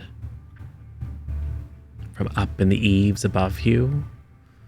They surround you. The room gets darker and darker, and you can swear you see little wisps of smoke making their way into this ring. and you can feel a presence behind you. You fairly certain that if you turned around, there would be nothing there. But as of yet, you haven't quite been able to get up the courage to test that hypothesis. Yeah, just the fingers on the edge of my vision. Yes, as it reaches up to you and whispers in your ear, "Your sacrifice pleases us." And there is a roll there. Good. So perhaps the answer is now more. I think this is probably sensitivity or composure. Yeah, it defaults to sensitivity. Oh, okay. Yeah, then make a sensitivity.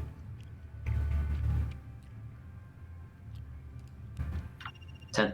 Ooh. Well, 11 with sensitivity. Beautiful. So much as narrated, what is your bidding?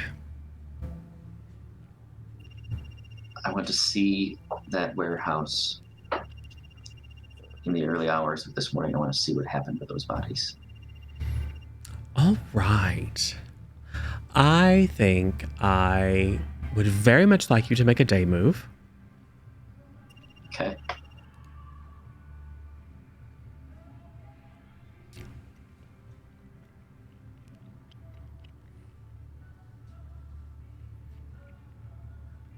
That's a 7 with whatever ability we're using. I think composure. Maybe? Composure. Composure? Okay, yeah, then it's a flat 7. All right. You, as the cloying shadows draw close and begin to press upon you, you are certain that this vision is not going to be without danger. So, what are you afraid will happen? Particularly if you lose your nerve.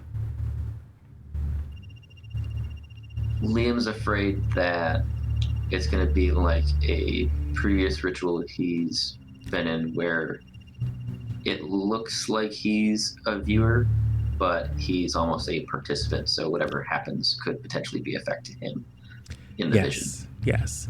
Well, would you like to back down? No. Excellent. As soon as that decision is made, ropes of shadow shoot out around you, binding your arms to your sides. You're thrown back on the ground, and they wrap around you. You can feel them getting tighter and tighter. You can almost hear the squeaking of these shadowy ropes as they pull. They wrap around your throat. They wrap around your mouth. They wrap around your eyes. You cannot breathe. Every part of you feels like it's being crushed. And then there's a pop. You're sure that something vital has given way, and you're moments from death. And then the pressure releases, and you are in nothing but blackness. Is this death? What awaits? And then there's a sense of motion, a sense of twisting and vertigo. And you find yourself caught up in a loose pile of ropes. There are gas lamps in a stinking workhouse. No one seems to notice you, but as you kind of tumble out and panicked kick off these ropes that seem for a moment alive and grasping for you, then it's clear that they're nothing but mundane. No one looks up. There are a number of workers here, busy twisting rope, combing fibers, etc. It's obviously quite late at night. What do you do? I mean, if it doesn't look like they see me, Liam takes, a very slow but measured look around the room, maybe even taking a couple steps to just kind of confirm for himself that it's only the workers there, that there aren't any other beings or entities at the edge of his perception in that space. Yeah, you sense an ever watchful darkness. But that's normal for you. So nothing out of the ordinary.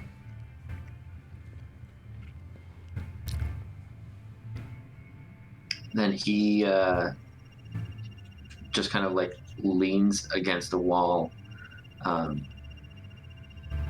unless his flask came with him in this vision, he's just watching to see what's happening. If he has his flask, he's probably actively drinking and indulging in his vice while he's trying to find out what happened. Excellent. So yes, you're not sure what this is meant to reveal, but you take your relief as you can and put the flask with your trembling hands to your lips and take a deep draught. The workers seem busy. Maybe a bit listless. You do see a few of them occasionally look around as if they're not as if they heard something, but almost as if they expect to hear something. You are there for 15, 20 minutes, enough time to nearly empty your flask. You are gratified to know that even in this vision, the comforting warmth spreads from your gut, helping to take away the worst of the fear and trauma. Although you're still bleeding. Yeah, that makes sense. And of course, the introduction of alcohol into your system doesn't make the help. Yeah. So you're making it. You can feel the throbbing and the heat in your palms, and you can look down and you can see you're dripping, which isn't great. It makes, in fact, your flask a bit hard to hold on to. You drop it at one point and stoop to pick it up and look around, but no one seems to have heard it. When suddenly you drop the flask again because everything goes white. There is a searing pain in the center of your head. There's a burst of hissing noise and a voice. You pry open your eyes to see what's happening, and you can see all the other workers are likewise reaching up and holding their heads and moaning and screaming in pain. You hear something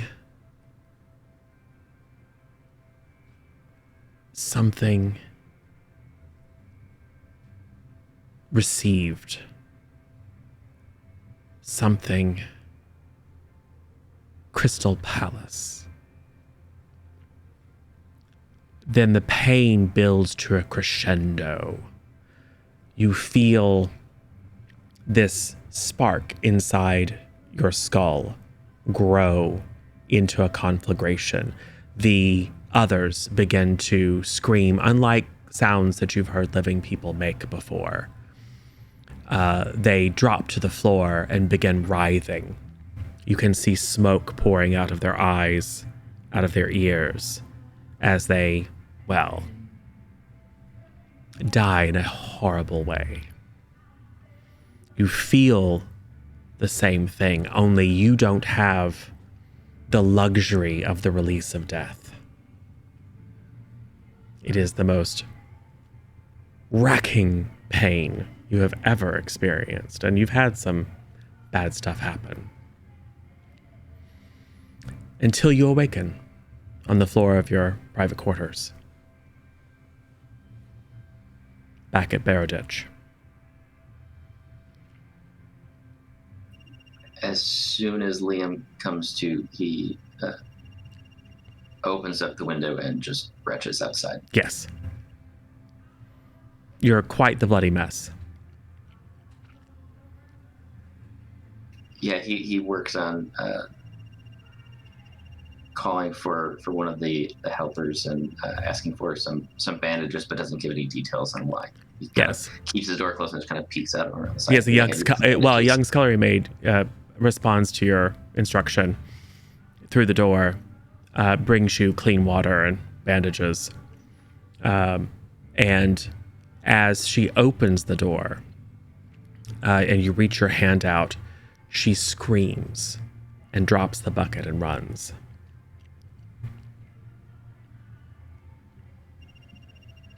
You think at first... Why do they always scream? Right.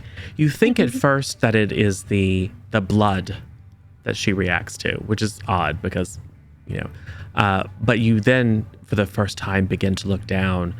There is a pattern on your skin. Like tree roots. Like black veins.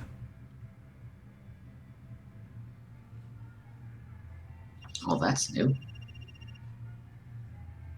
Yes. I'm sure you have a mirror of some sort or can turn over something shiny and look. And yes, there's a radiating pattern.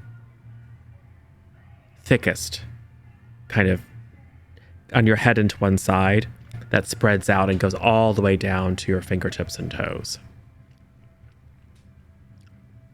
Just jagged, dendritic lines. Liam curses to himself and he says, well, I guess I might as well at least clean up this mess and then I can figure out how the hell I can explain this to everybody else when they get back. Speaking of which, everyone is back now. And I smell the blood. Oh, yeah, 100%. Yeah, then I'm going to go over to Liam's room and knock on the door like, hey, Jag, you all right in there? Everything good? He dropped to all fours and bound up the stairs and began scratching under the door. Just because I'm worried that, Yeah. something nefarious happened. I'm a little peckish, but I'm okay. He doesn't open the door. Okay, you sure? You smell blood and I'll ozone. be right down. How was the explorer's house? I smell, sorry, what? You smell blood and ozone. It was good. Hey, so I was hoping to talk about that lightning smell you were talking about earlier. I actually kind of smell it right now. Really? Yeah. Okay. Have you smelled it before? Because you recognized it too. Yeah, number of years ago, ancient history. But it's one of those smells that just kind of sticks with you, you know? Yeah. Speaking of sticking with you, it's really coming from your room. Yeah, I kind of picked up on that myself a little while ago. Yeah, let me get decent. Can you give me like 10 minutes? Okay. He gets himself decent and cracks open the door enough to get out of his room and then closes the door behind him, so he's out in the hallway. Maybe, put on a jacket, some gloves, a scarf, a hat. Yeah, he's absolutely wearing some dark black leather gloves, and he's got it is a silk scarf, but it's very old and kind of raggedy. He doesn't really have anything in the way of headgear to wear, but he leaves his hair a little disheveled to try and hide. Every gentleman has a hat. I'm sure you have a hat. Well, maybe you left your hat last night or the night before. Yeah, he misplaced it. Okay. You going out somewhere? Did you wait outside the door for 10 minutes? I literally stood outside the door for the 10 minutes and waited for him to come out. As soon as you open the door to sneak out, there's Dakota right there. And yes, you see him. I mean, you notice obviously that he's dressed oddly, but the pattern is very obvious as well. I don't want to alarm you, but you have a thing on my head. Yeah, I noticed. Right. Maybe we should go back into your room? No, we really shouldn't. We really shouldn't. Well, shouldn't we investigate the lightning smell? I think I am the lightning smell right now. Yeah, that tracks. How bad is it? Let me see. Is it like everywhere? Not yet. I mean, Not yet. You mean it's spreading? Yeah. Where did it start? How did it happen? What happened? Do you hear voices? Some of us hear and see things all the time. Just like some of us smell things other people can't smell. Sensitive nose, born with it. Right. Just saying, some of us, have different senses for things. I asked some people some questions, and I kind of got some answers. People. Yeah. People did this to you. Okay, people's a strong word.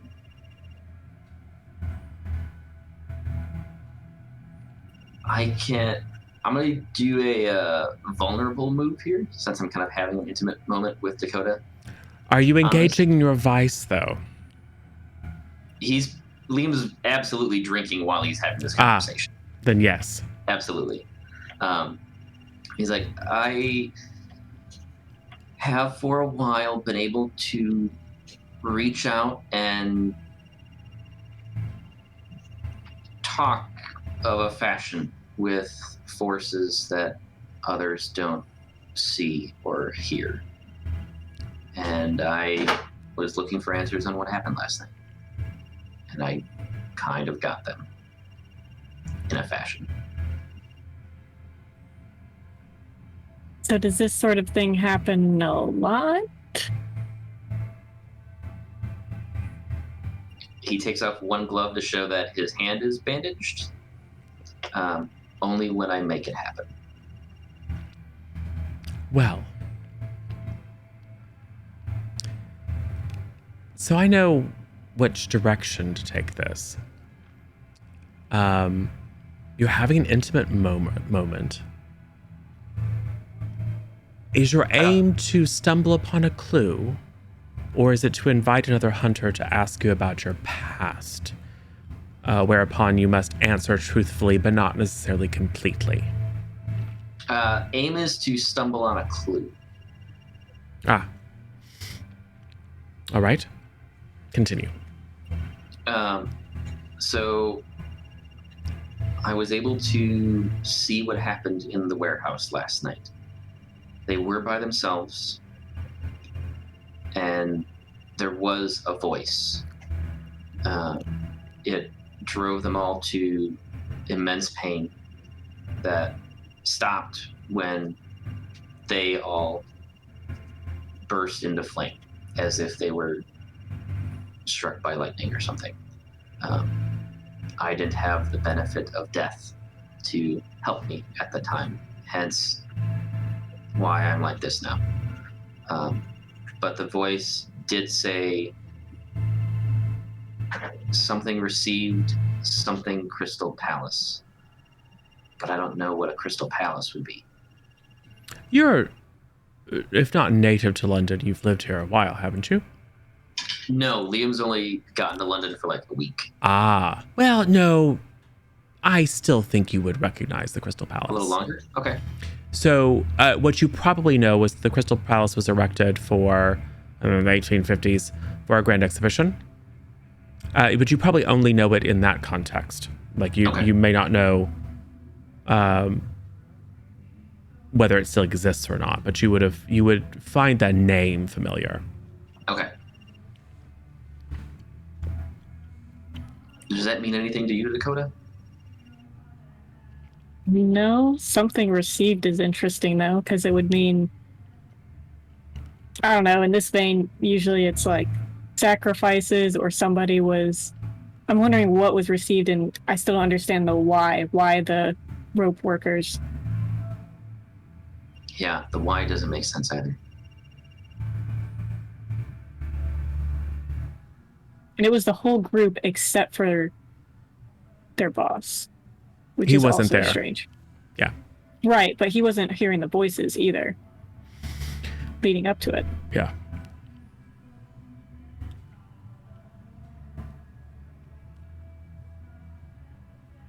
Did he say if it was it just that day they heard voices, or has it been a while? Yeah, he'd said that they've been mentioning it for days. I wonder if their families would know anything about it, because he wasn't interested in listening to what it was about, but your family member is more likely to pay attention to what they're saying. And I almost think that's the next place to look, because I couldn't sense anything else in that space other than them and obviously myself. Is there a way to fix what you have going on, or does it just go away with time, or? It varies based on the experience. I gotta say, this is a new one. It tickles a little bit. Obviously, there's no great way to hide it. Compared to what it was, I'm sure. Yeah, I mean, compared to death, this is preferable. It feels like a fresh burn. You know how, like when you've hit a hot stove and you can feel the sting, but you know it's going to get worse? That's what it feels like. And it is. So it's going to feel real good underneath this velvet jacket. Yes, and it's everywhere. So you can, just even thinking and talking about it, it's starting to itch. Verging on burning. You need something a little stronger than that flask? I could use a refill if you're offering. Yeah, let me grab you. You stay in your room for now. Thanks, Dakota. No problem. So as Dakota is leaving, and maybe it's the combination of the comfort of someone's presence and opening up to them about a bit about your experience and hints at your past and capabilities, the voices come back to you. And you pick up on something that you didn't notice before. One of the voices was heavily accented. I'm able to pick out the accent. Italian.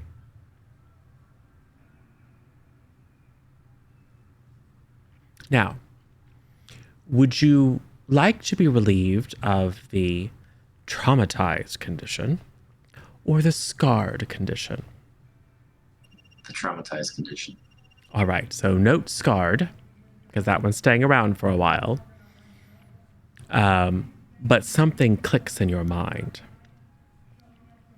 And before Dakota's able to leave, you express, one of the voices was Italian. You didn't notice it at the time because you were nearly blind with pain. Right. But in the retelling, that detail surfaces to your memory.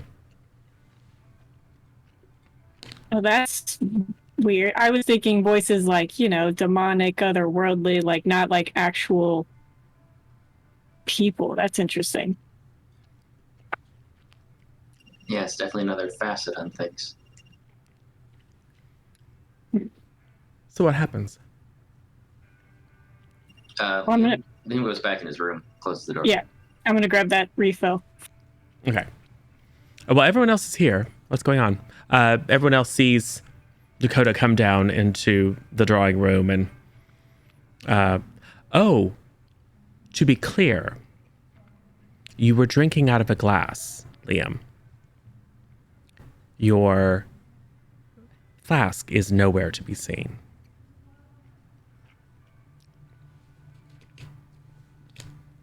Just going to grab him a bottle. But everyone sees Dakota kind of come down and grab a bottle off the sideboard and head back upstairs, which is maybe not entirely unheard of, but quite unusual. I might mention, like, Liam's not feeling too great. I'd leave him alone for a bit. I think it shook him a bit today. I got it. Should I mark the flask off on my personal quarters? For now, yes. Okay. I had a question. Yes. When we were back at the rope makers, were there steel cores to the ropes or anything like that? No. I mean, it's possible that some of them might have been, but nothing that you, as you cast your mind back, no.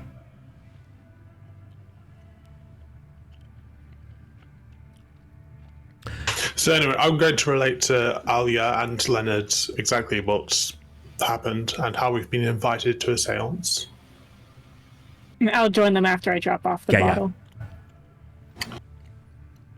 So absent Liam,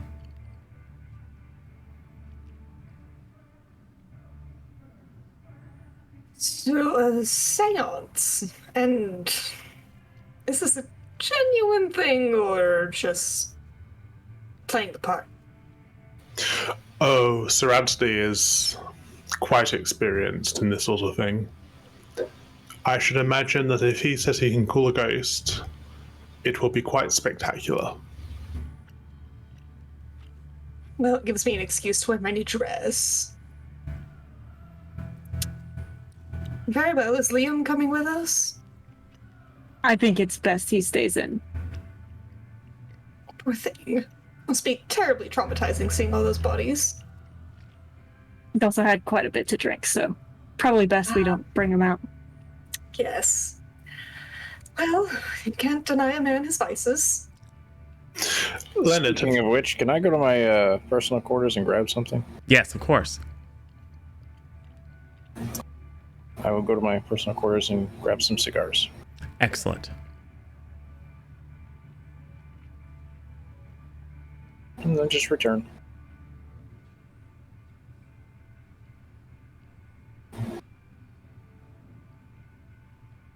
Continue, please.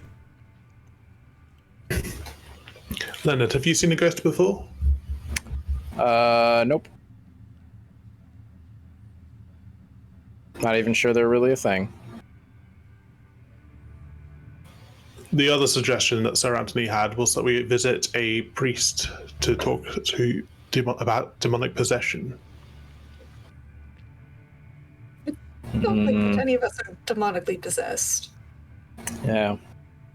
Not too keen on churches either there, George.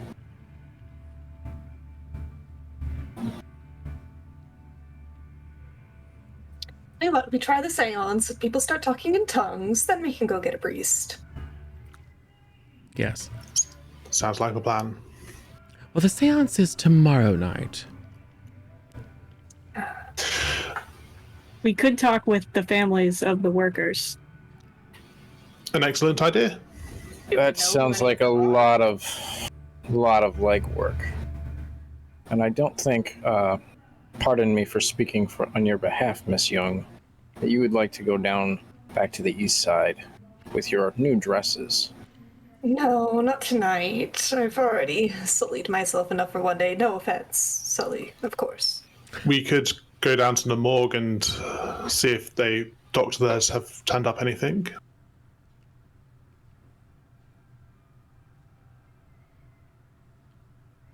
I don't see why not. At least attempt to find out who these men are. Yeah, nothing horrible could happen coming back into contact with that barbecue smell as it gets closer tonight. What is barbecue? I didn't say that out loud. It's an American thing.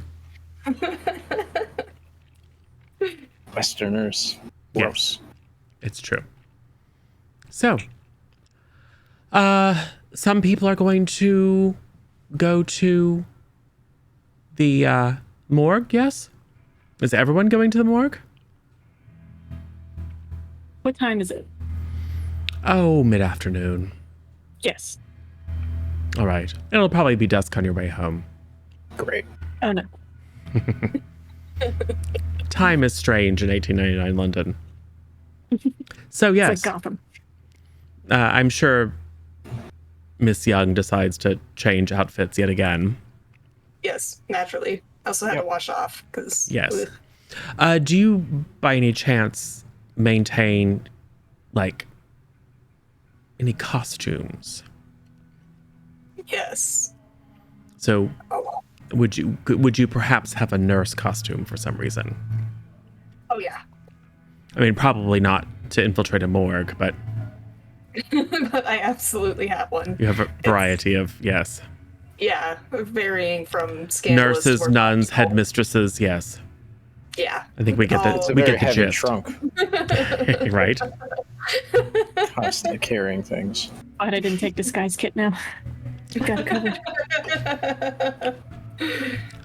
So, what is your plan? I mean, you always know that you have to walk a block or two before you can hail a cab, because cabs don't come by your particular home because it's creepy. Is the morgue attached to the police station, or is it a separate building? Oh, I don't know.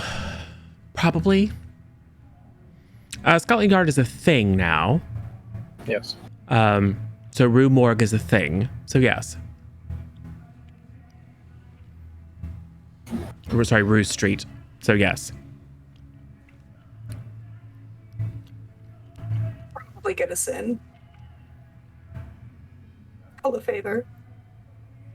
Well, you do have worshippers all about town. Indeed, I do. So, is Liam going along? Yeah. Okay. Oh, jeez. I'm sure you I can. covered for you in case you didn't want to. I'm sure you can borrow a hat from someone. Oh, I've got plenty. Yes. Well, a gentleman's hat.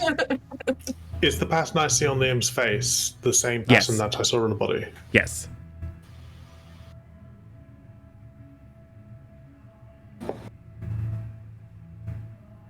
So do we see Liam Liam? just looks at Jordan and he says, "Don't touch it. Just give me a hat, please." What happened? You know, this is why you shouldn't drink so much. It's I'm pretty sure the probably just drinking saved leprosy. You'll stand between me and Liam from now on. Yes. You caught it last night. Flares up every now and again. Right? Yes, penicillin is not yet widely available, so. That's true. All right. But yes, you're able to crowd into a cab and make your way over to Rue Street, if that's indeed the right location. Again, alternate London. Don't at me with your historical accuracy. So, what happens as you are deposited on the street? Well, one goal I want us to accomplish is to get the names of the workers. That way, maybe tomorrow we can approach the families, get some more information as to kind of how the symptoms started. Yes. That way we can predict if maybe someone else starts showing them. Yes. So you have a brief discussion before entering. What happens? Is Alia dressed as a nurse? No, I think she might have had Leo. Like, she stashed it, and Leo is carrying what it's in, Okay. but she's not wearing it because she's planning on just trying to talk to the detective. Some sort of lease. Oh, so you want to go into the actual station itself as opposed to going to the morgue. I'll say that there's a separate interest. I mean, because no one, they don't want bodies going in and out of a police station. Better not turn into me wearing the nurse outfit. That's all I'm saying. It's not set to American Oh sizes. no, it doesn't fit me anymore. No.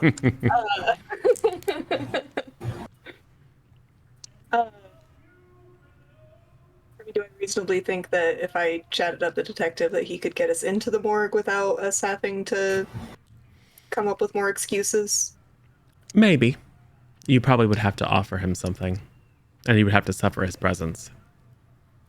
True. Does anyone else have any other ideas?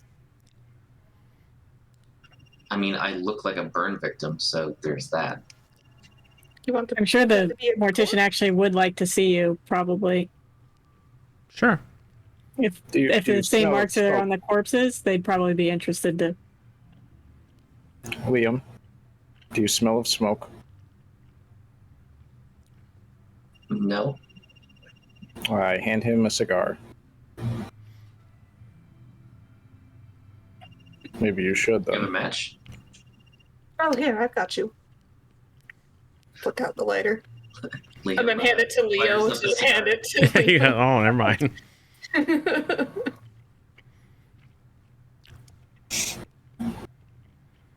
Yeah, Liam smokes up and says, "Thanks." So, what do you do? You're starting to. It's great being this particular crowd because there's really nowhere that you can go that you don't stand out. Czar. So, are we going to pretend that Liam is dead? Or No, Just- alive. Just okay. Yeah, corpses don't smoke cigars. We'll Dakota just says, go in, we're not going to pretend. Stab, stab. show him some of the pattern, and be like, "Hey, I think the mortician would like to see this." There'll probably That's be. our in. There must be a front desk somewhere where we can talk to a receptionist. At the morgue. I mean, there's probably a clerk's office or something. Sure. You bust the lid. It's I mean, very, very unpleasant. Although the people moving around don't seem to notice.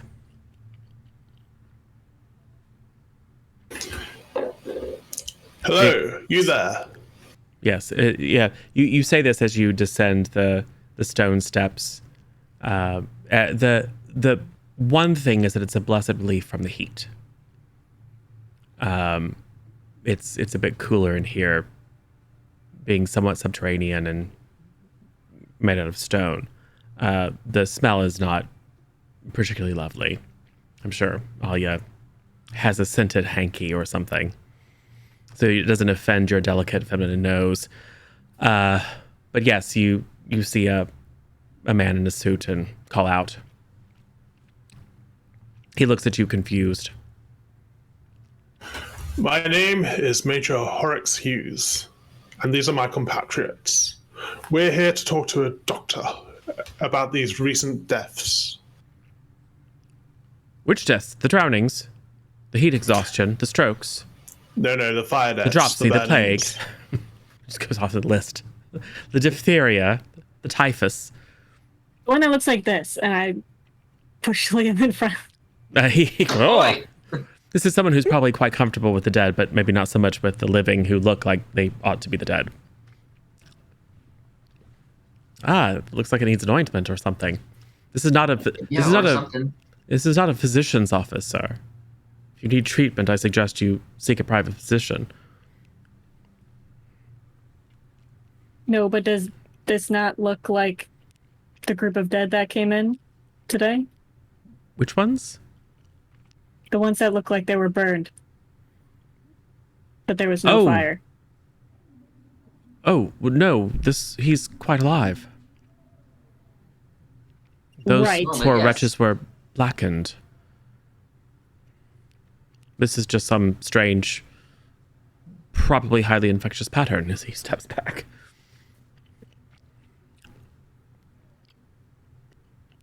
Yes, well, You we do- were very interested in those that passed. I don't know if you know me. My name is Alia Young. I do a lot of charitable work for the downtrodden, and I was hoping to get in contact with these men's families to see if we could do a fundraiser for them to, sponsor the funerals and such. This is quite a tragedy. Yes, well, we'll release the bodies to the families if families are forthcoming. We'll put a notice in the paper, and if anyone comes and claims them, I'm sure. So I can take down your name and let you know if anyone does so. Yes, of course. Nobody's been identified yet, though. No. Hmm. As I Their boss understand, hasn't I come understand forward and they given were the names? they were workers of the East End. Have they been examined yet? Possibly. There have been quite a few deaths recently, as I'm sure you know. We'll see to them. Cooked as they are, and then he looks a little bit embarrassed to have said something so indelicate in front of Miss Young and Miss Truman. In their current state, let's just say they're not a high priority. They'll keep for a few days. Naturally.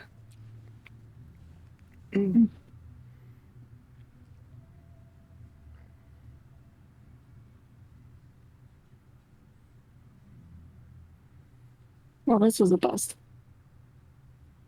Well, perhaps we could just go ask their boss and see if he remembers any of their names.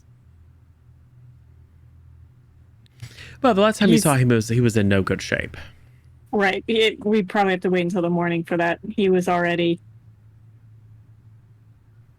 Yeah, I guarantee passed he's out not last we passed left out by now. Okay. He will be soon. Now, I will say,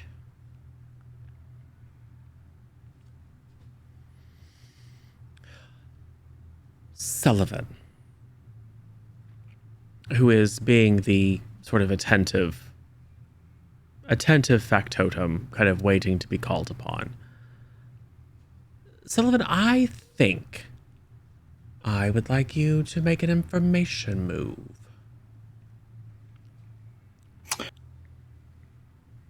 What now? I would like you to make an information move. Okay. I think anyone can make an information move because you're trying to gather clues. But I think, given the nature of the situation, Sullivan is probably in the best. And I think it's going to be with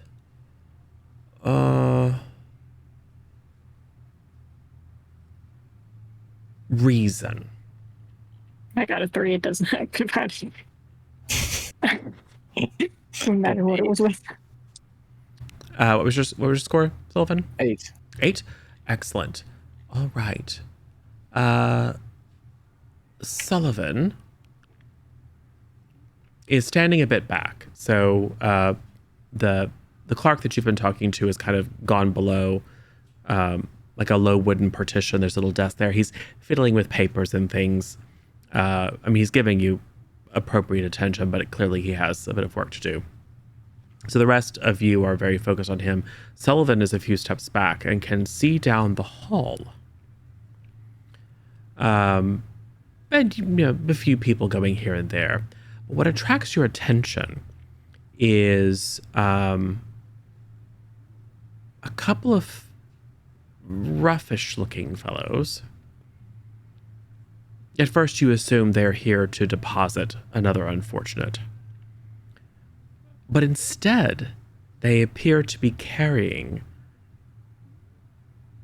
a pallet of sort, with kind of a large mass on it. And you note them and you see that they're actually coming out of the interior, kind of one of the deeper hallways that goes into the morgue, moving back towards the side entrance. So your attention is first attracted by them leaving with something as opposed to coming. And then as they go, one of them is kind of jostled, and something falls out from the white sheet covering this mound. It is a charred arm. It is broken off, falls down to the ground, and there's a bit of a scrabble as like one of them that's holding up one end like kind of has to brace it up with his shoulder and reach down and grab the arm and shove it up underneath the cloth. Peculiar. I will suppose tap on the major's shoulder and kind of gesture down the hall a bit. Yes. Interesting. Yes. The gentlemen see this and begin hustling Oh, if it's a chase, then it's a chase. After them.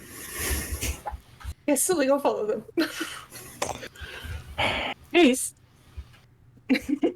Fetch? Yes. Yes. So does everyone chase after? I am not being subtle at all. Anybody can follow. Yeah, Liam follows. Yeah. Everyone's.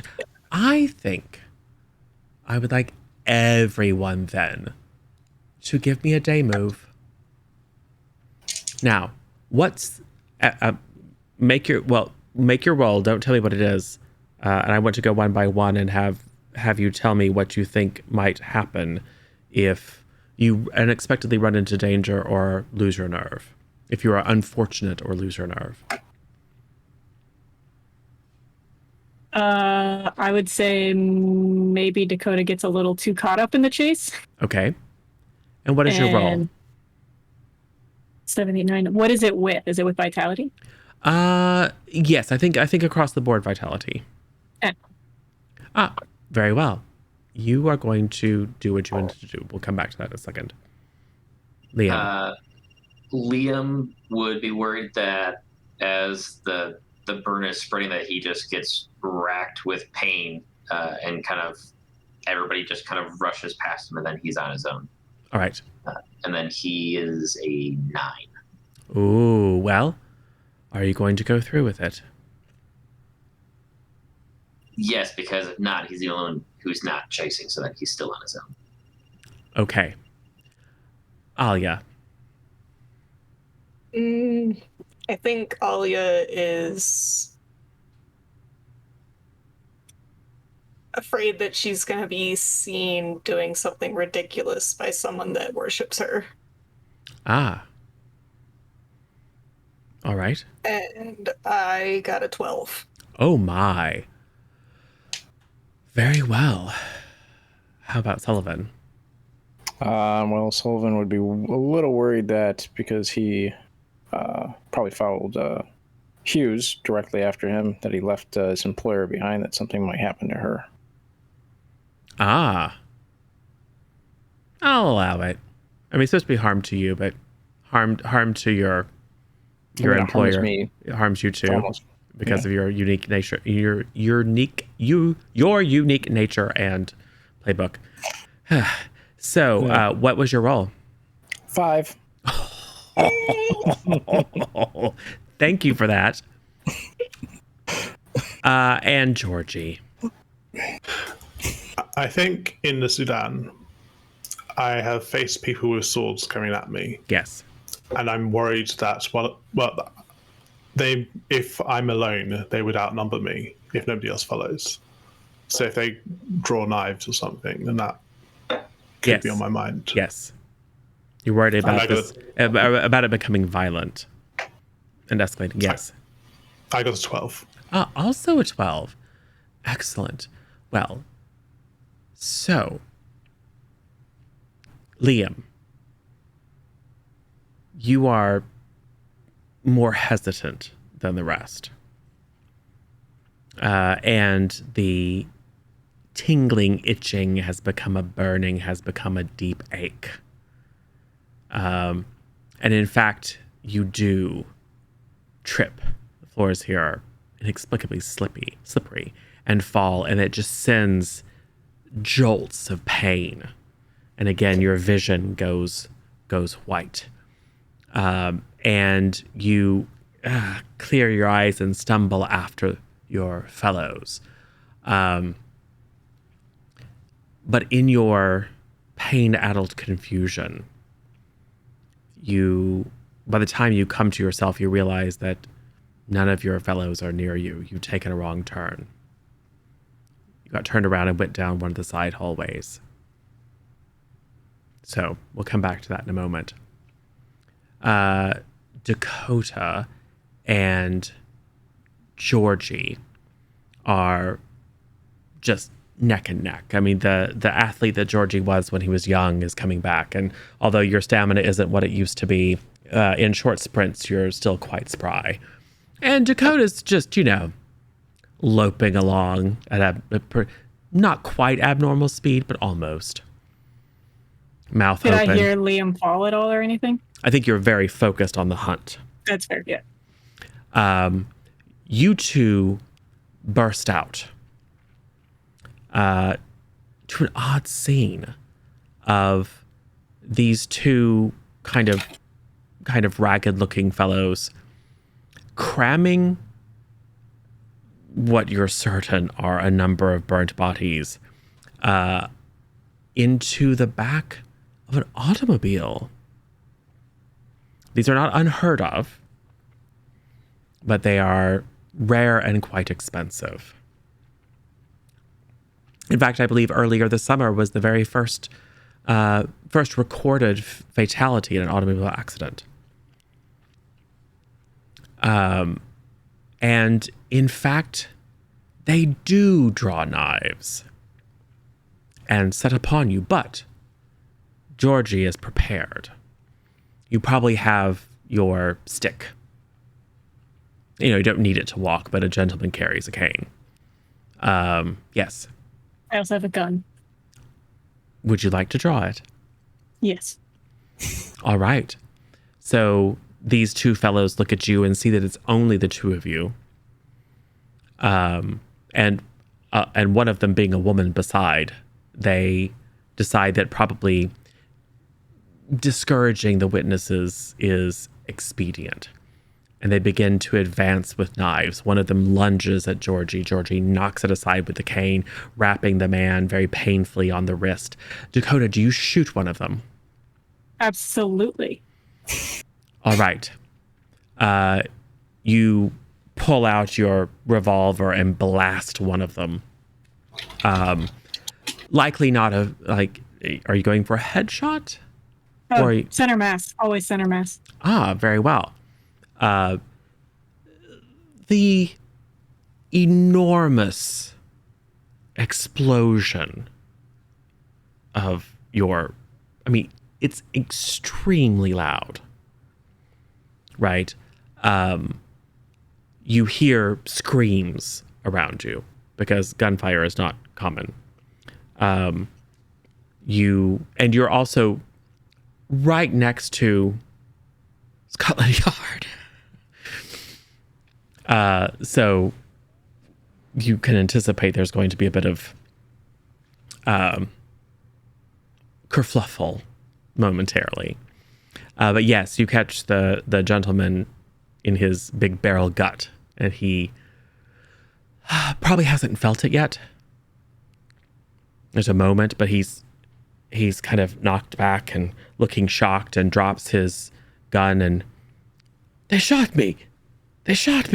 And the other one is freaking out and just grabs him and kind of throws him in the back on top of the pile of bodies. There's a very revolting kind of like bacon snapping, sound. It's not great. Kind of a puff of oily blackness as he lands on top of the sheet covering these bodies and then immediately begins to bleed through his fingers. You've made quite a mess.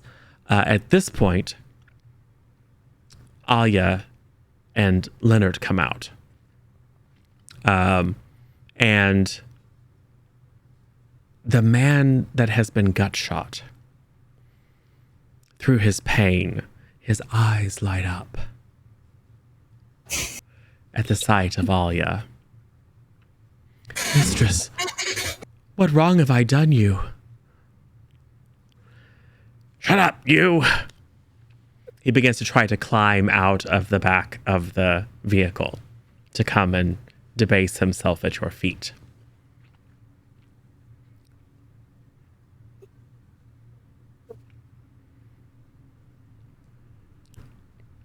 Mm-hmm. I'm just gonna take a big old step back from him and look at Leo and be like, clean up this mess. I just kind of kick him aside away from my employer. Oh, he's straight up. You do, but he straight up is crawling over toward Alia. There's quite the crowd. So Alia is there in your finery, with this bleeding man groveling at your feet. He's gone crazy. I don't know what he's doing. Mistress, grant me your favor. Something to remember you by. He's now pulling at your skirts. Leonard's getting a little bit more forceful and kicking him. Say the word, I'll shoot him again.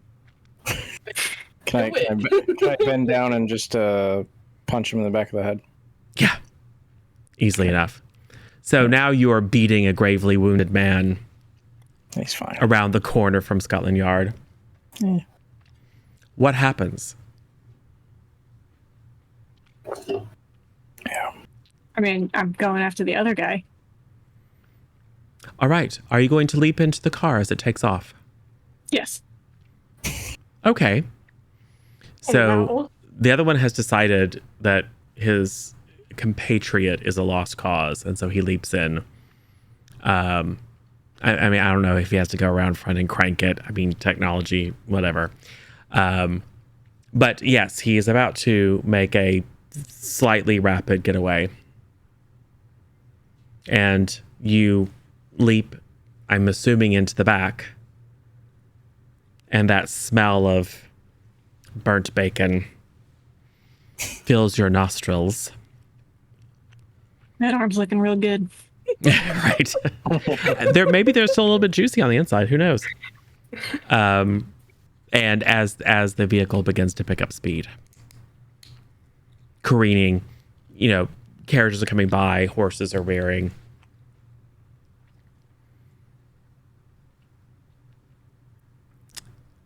He reaches down and picks up a truncheon and begins just kind of trying to whack you with it once he becomes aware of your presence. You realize I still have a gun, right? Pull over. He's trying to knock it out of your hand. I'm not. I will shoot you. He's flooring it.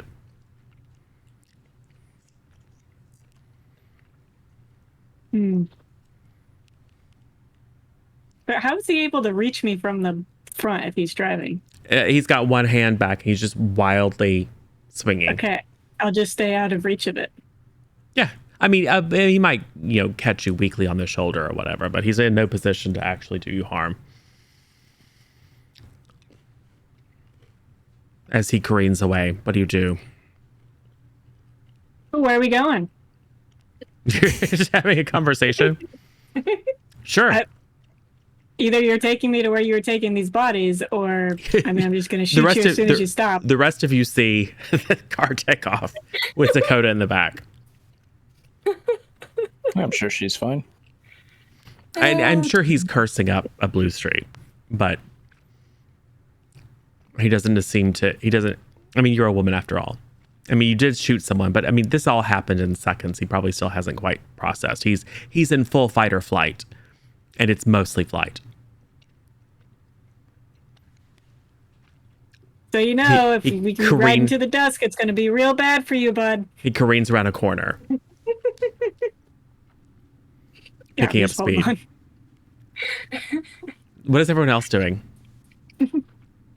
I mean, Liam follows all of the noise and kerfluffle to regroup with everyone and just kind of like catching his breath and holding his side if that's possible. Does he though?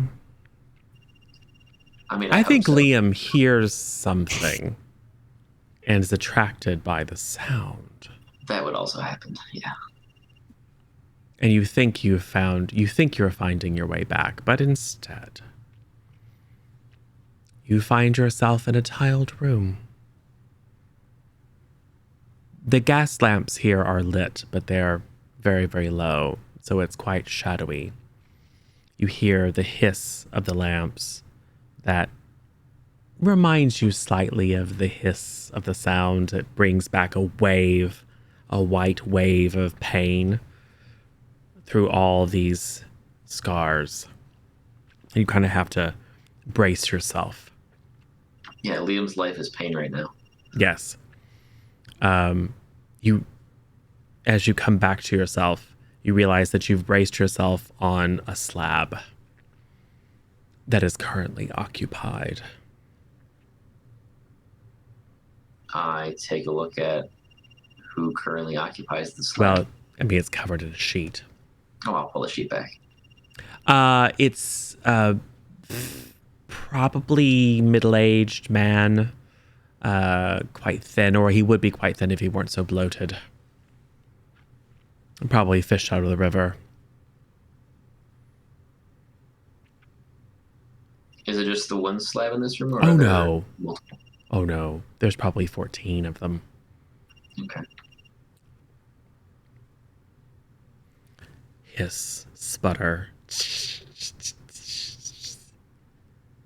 The lights. Perhaps there's a fault in the gas line. The lights flicker. Creates the illusion of movement as the shadows dance over the forms on the slabs. Yeah, Liam closes his eyes to kind of shut down that part of his senses so he can just listen and feel and smell for the presence of any other non-dead body in this room. No.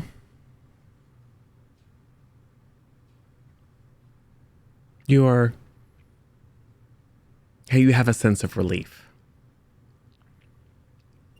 Like you're sure that what you're experiencing is just a mixture of pain and your overworked nerves.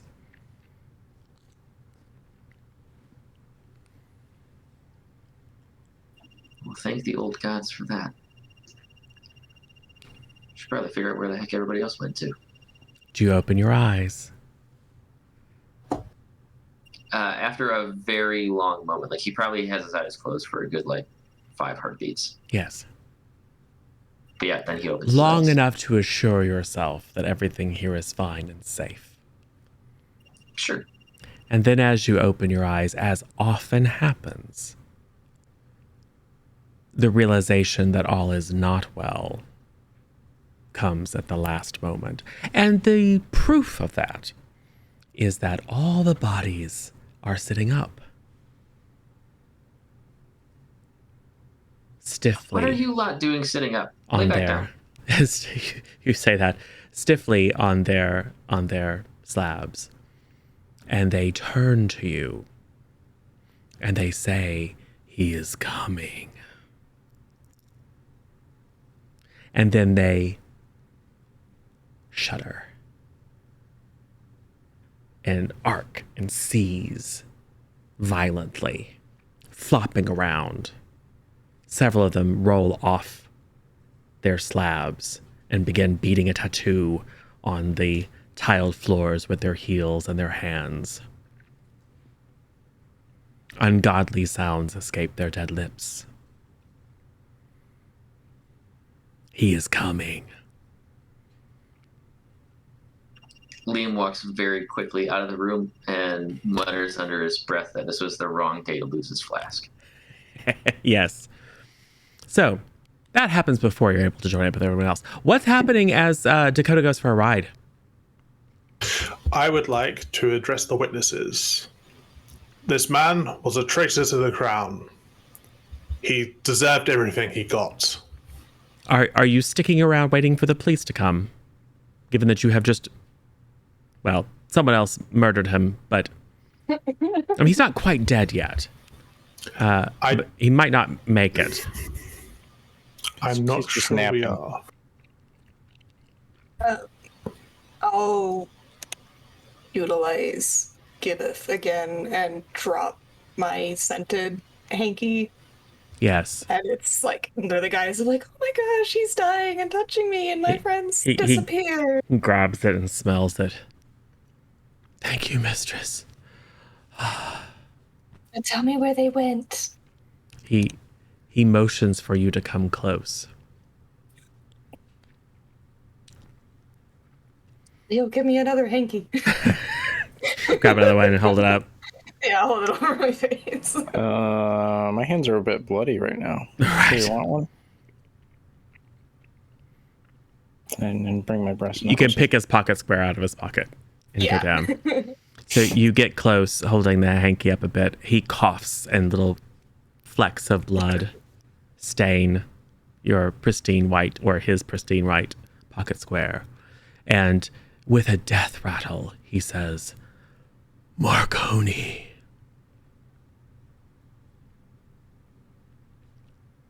Does that mean anything to me? Macaroni. He's famous. Probably so, yeah. Guglielmo Marconi is a famous inventor. In fact, it was just this summer that he and his associates successfully transmitted a signal wirelessly across the English Channel.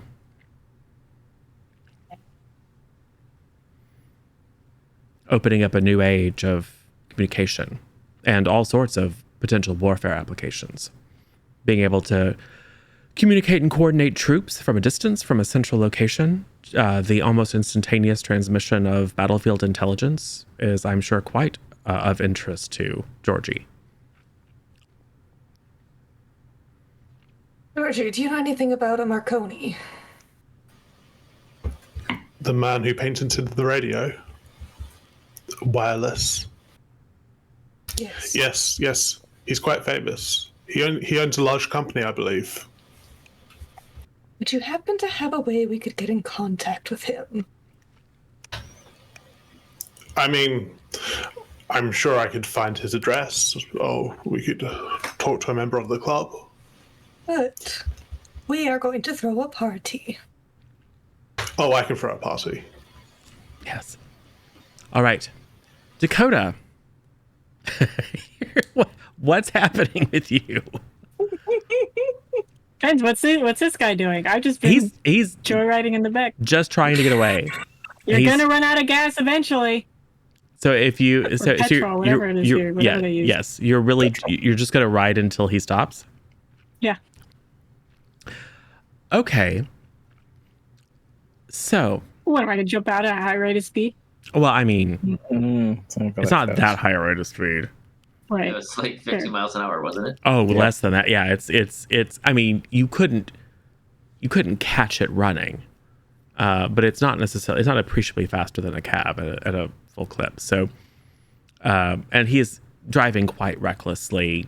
You know, there's a cabbage cart that gets knocked over. You feel a pang of guilt. Yes. As you approach, we'll just say it's a bridge over the Thames. He's yelling at you and, you know, get out. You know, it's very incomprehensible. He's obviously panicking. You see his head jerk up into the side as if he's listening to something. And then you see him sit bolt upright and his hands jerk off the wheel. He puts them to the sides of his head and begins to scream. Whoa, hey, take that wheel. The car is out of control. What do you do? Bail. All right, I would like you to make a day move, please. Oh no. What am I rolling with? I don't think it matters. Vitality. Because that's Vitality or composure. But I think Vitality would be better. vitality. With vitality, it makes it a 6, but Oh, well, I think some people have been kind. Like 6 major boons. Yeah, we got a lot Yeah. of boons. I'm gonna use a minor boon or major boon. I mean, we got 6 majors. Okay, that's fine. All right. Oh, 12. Okay. That's way better. Double 6s. So 13 with vitality. Excellent. You leap out as the car careens away, but as you were looking around back behind, you had noticed there was a valise of some kind in the rear behind the driver's seat. And just out of instinct, you grab it. As you leap from the car, hit the cobbles hard and roll, you hear some jangling and crashing sound from within the valise. Clearly there's something inside that is now maybe a bit worse for wear.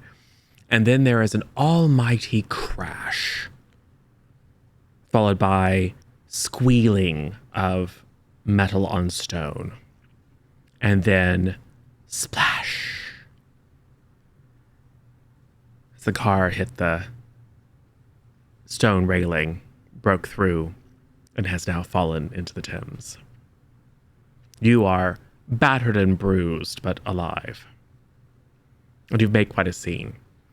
Are the rest of you sticking around at the scene of the crime? Nope. Heck no. Nope. So at this point, Liam has come stumbling out looking very, very pale to see a massacre on the sidewalk with a number of passersby having been attracted by, well, the sound of a gunshot. And I would say Alia probably recognizes a few adoring glances from within the mob. Yeah. But you're hoofing it? Oh, we're slipping away into a side street. All right. Immediately, yeah. Yeah. All right.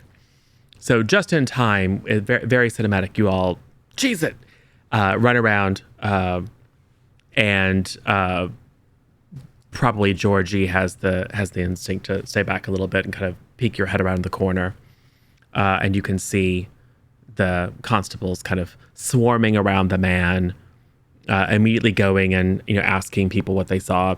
And they're not doing what one would expect, which was immediately searching, because they're this is not a world of like highly efficient police practices. Once they have determined that there's no obvious criminal, it goes into the, we'll probably never solve this bucket. So you think that as long as you absent yourself from the immediate environs relatively quickly, it's unlikely that you will be found. Except, of course, for all the people who recognized Alia. That's fine. They love me. What do you do? Well, this has been an adventure. We should maybe try to find Dakota. But it might be easier to just let her find us back at home. Regrouping would be a solid course of action. Yes. Are you going to hail a cab to get home? Covered in blood as you are. Mm. Oh, Okay. Leonard, I might require my new costume. I just Of love how course. they're like, Dakota's probably fine. I Yeah. will give. American, they're very. She just jumped into the back of a car with a bunch of corpses with the dude that was trying to knife us earlier. It's fine. Yeah. She's the best shot I know. Yeah. I mean, you'll know where she is when you hear another gunshot. Maybe she'll shoot it. Maybe she'll shoot it out with the constables. She'll probably win. Sucks to be a constable then. Right. I will give Miss Young her costume change. Cool. Oh, the Kuwait changed to the nurse's outfit, so I'm not covered in blood. Okay. And is there any like puddle or anything around? Sure. Okay, I wash off my hands. I mean, the puddle is much filthier than your hands, but sure. Well, there's less blood then. It's true. I mean, considering that it hasn't rained in a while, you're wondering where a mysterious puddle of liquid in an alley might have come from. But it's not blood. So, Barrel. I shall hail a cab then. I mean, sure. You might have to, you are going to get some looks. That's fine, yeah. And I'll bluster a bit. You might have a few that pass on by pretending not to see you, but sure, eventually you're able to. I'm going to say you probably walk a good 30 minutes to get far, far away. Yeah. And Dakota, if you would like to follow the scent of blood and whatever Sullivan just washed his hands in, you could catch them. You're very good at running prey to ground. I mean finding your friends. Excellent. I mean, I assume I know that the dude burst, right? Similar to. All you saw was him do this and begin screaming, and then you were like, "Nope!" Grab the thing, huck out, and then as you were rolling, you heard the crash and the squeal and the splash. Okay. So, you hail a cab. We'll say you get back home just as the sun is setting. What do you do? When I cut up, I'm like, oh, hey. Have I opened the seen what's in that? I think you were probably hoofing it. Yeah. Okay. I mean, you know what direction. We'll say you ran back, also hid behind a thing to watch and see the constables, and kind of just figured, well, they haven't been nabbed. They're probably heading back toward the house. So you, through that and through your senses, are able to kind of follow them and catch up. But yes, there are police whistles. Home, whistles. I'd probably open it. Ah, yes. You're not quite sure exactly what it is. It's a bunch of wires and glass, knobs. Some sort of device. So this was in the car, the automobile. I was just holding on, and then the guy grabbed onto his head, screamed. Car was losing control, so I jumped out. Probably why I'm a little bruised up, but then it crashed into the water, so nothing really left there. I don't know what this is. Do you show the device around or pull it out? Yeah. Oh yeah, I figure we're all in the cab together, so. Yes. Well, that looks like a bunch of wires to me. Right. You're not quite sure what it is. Liam, it is wreathed in writhing shadow. Whispering, hungry shadow.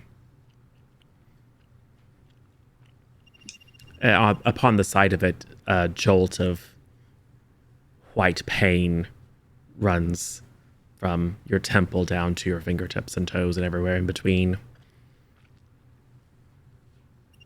Yeah, Liam, like, super hesitantly, like, puts his hand forward to grab it, and as he is doing that, he looks at Dakota and he says, did the driver smell of ozone when he put his hands to his head? Gonna be honest, I was hanging on for dear life as the car lost control, so I wasn't really... Yeah, the wind was whipping by. Maybe. Yeah. It's hard to tell. Plus, those vehicles give off an awful stench that probably overwhelmed your senses. Because otherwise that experience sounds very familiar. And like as he says that, he grabs whatever the device is. Oh, it probably sparks a little.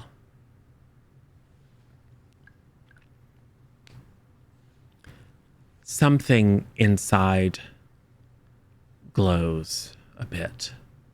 The fitful orange glow. There's a hissing sound. And then you hear, there? Accomplished? Palace. In amongst the sound. Do we all hear this, or is this in Liam's head? Oh no. Everyone hears it. Liam's not certain, so he asks everybody, did you hear that too? Yeah. Yes. Yeah, I heard it too. Oh, good. That makes me feel better. Maybe we should just ditch the box. Like, I'm not trying to get cursed again. I mean, have somebody else get cursed. Another person get cursed, like the workers were cursed. I mean, you get used to it after a while. Just takes a few years. And not for the workers. Yeah, that seemed rather short span of time for them. Do you toss the valise out the cab, or do you bring it home with you?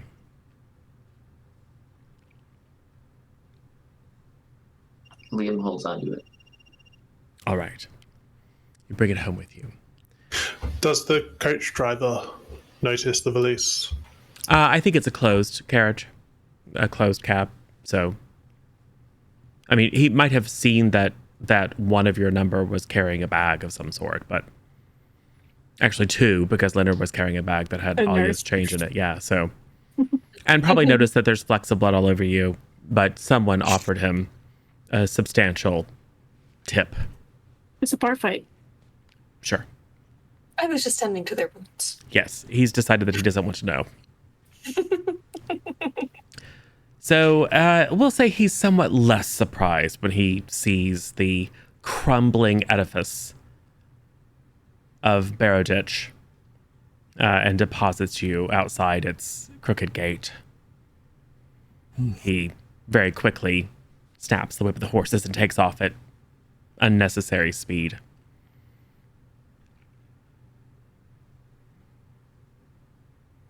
So you said it's hitting dusk now? Yes, the sun is just setting.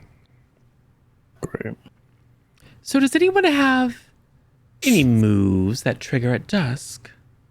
Yes. I know at least one of you does. Let's see what happens.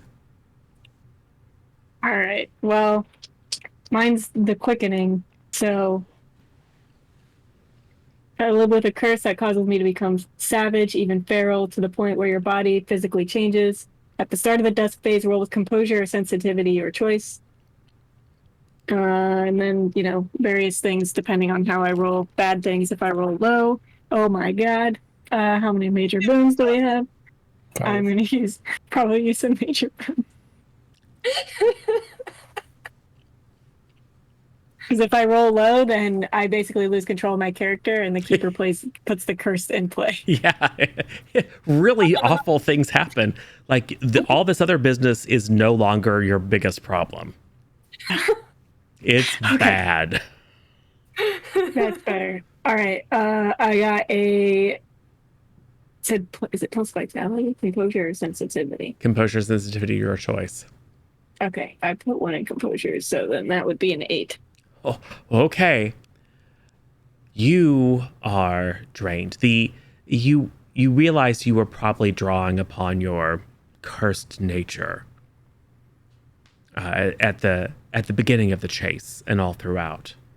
Your adrenaline and your sense of awareness has been extremely heightened. And as soon as you cross the threshold into the familiar surroundings of Barrowditch, it's like a ton of bricks hits you. You're exhausted. You can feel the beast within jerking against its chains, wanting to come out, wanting to track, wanting to hunt, wanting to punish. Part of you hopes that it wants to punish those who might put you in danger, but you realize it would be satisfied with anyone who is in your proximity.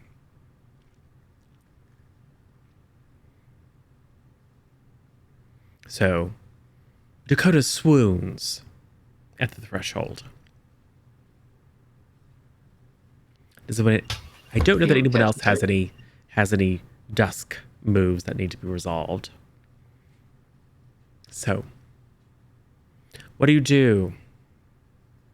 You're not incapacitated, you just have the condition drained. Yeah, it was just, yeah. Oh, it's exhausted. That was quite a chase and a lot of adrenaline and a lot of excitement. Yes. I've seen it many times. It's quite a common reaction. Yes. Yeah, we've all had a busy night. It has been a very long day. Yeah, I think I'm going to wash off and head to bed. So what happens? Liam grabs dinner, but then he goes back out for a walk. Oh, is this one of you're your not headed to the brothel, are Is you? this one of your long walks? Like It might be a until long morning? walk. I mean, it'll also trigger a move at night, but yeah. Ah, good. So Liam goes up to his room and then leaves. Dakota goes up to her room and then Leaves. excellent. How about Alia, Georgie, and Leonard? Leah is going to wash up and get presentable, and then is going to go to the location where her reflection is stored. Ah. Does Leonard accompany you? Yeah. I'm bringing Leonard with me. All right. And how about Georgie? Georgie will have dinner and go to bed. Like a good boy. Of course he will. All right. What happens when you go to the gallery? Oh, yeah. I think I'm mostly just going to try to quell anything that might have been stirred up from earlier actions, since people have definitely seen Yes. what happened in the alley. And then also the reflection has changed twice now. Yes. So now both hands, it's a golden statue, and the gold has flaked off, and now it's just black under both of the hands. And I'm just gonna put on a party and just try to soothe everyone over and be my typical lovely self for my adoring worshippers. All right. Is there a move of any kind? No, I don't think so. Okay. But you're indulging in. Oh, what is your vice, by the way? Excessive spending. Ah, so you've already indulged in that. But I Yeah, think I'm probably indulging again. I think calling in for the most expensive champagne and probably oysters or something Yeah, fancy extravagant. Yes. Making yourself the center of attention. Yes. There is a strange phenomena you pick up on. Your adoring following seems to have bestowed a new name on you. The Lady of Light. Seems appropriate. It does, and yet somehow it fills you with unease. It seems to have arisen spontaneously. I would probably ask around and try to figure out why that name came about. Yes, you corner a young woman who is, of course, thrilled to be in your presence. Are you going to try to force her to tell you? Yeah. Describe that. So I think we get away from where most people can see us, and that I say, I need to know this information. I'm going to be very displeased, and I would hate to have to cast you out like I've done with so many others. Oh Poor no, wretches. mistress. I'll do anything. Good. Then why Lady of the Light? She looks at you adoringly. You've been chosen. Chosen by who? He comes to us in our dreams. He's been looking for someone worthy. And who is more worthy than you? A great beauty to shine like the sun, to blot out the moon and the stars, to open the way. What could be more fitting? We all told him, no one shines more brightly than our mistress. Of course you did. Do you know anything about whoever has been speaking to you in your dreams? No, mistress.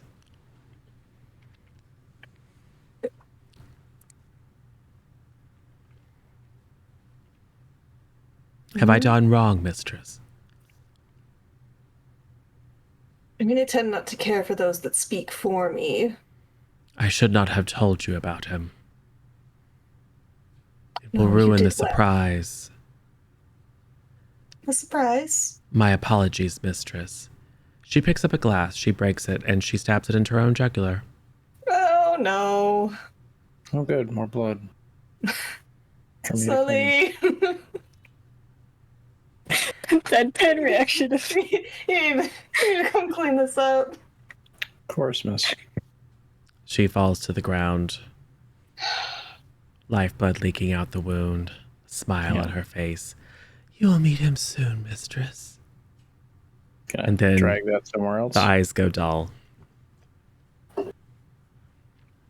And then Sully drags her into a bush. Yeah. Yeah. Liam, What are the plants?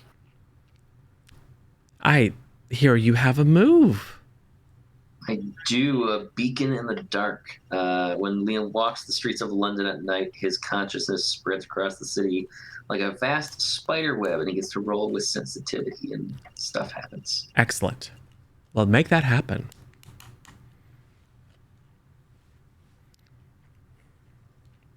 That is a 9. And what happens on a 9? I don't know. So it says on a hit and then on a 10 or more. Okay, so a does hit, that yeah. count as a hit? So anything 7 or above is a hit. And if there can be special things that happen at different phases. But yeah, anything 7 or above is a hit. Got it. So on a hit, he is immediately confronted by a threat or a personified danger related to the threat. He can ask them 2 questions from a list. They will not answer directly, but rather in the form of a clue. So you're going to be immediately confronted by a threat. Has it been long enough?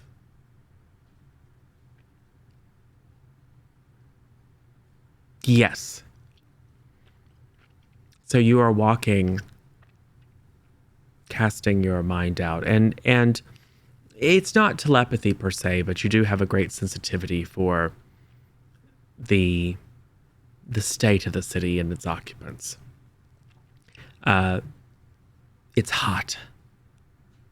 It is an unrestful night in the city. Tempers tend to flare. There's great tension. So there's a general sense of unease and pent-up urge to violence is the flavor that you're picking up in the city. Some people are dealing with it by throwing themselves even harder into their own vices. Some people are locking themselves away in fear. Some people are taking out that stress on those nearest them. It's quite pathetic. And we'll say, yeah, you are jumped by some thugs. I mean, that makes sense. I look like an easy mark, I imagine. Yes. They leap out of the darkness and they throw a bag over your head and pull you into the shadows of the alley.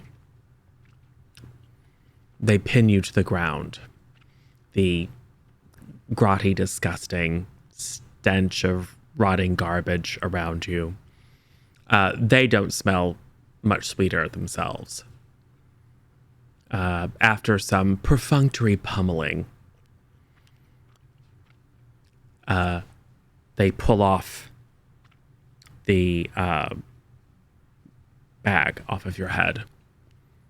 Your vision is a little bit blurry. And then you hear a rough voice say, "Is that him?" And the other one kind of kicks you in the ribs. "Sure looks like him. He's got the mark, don't he?"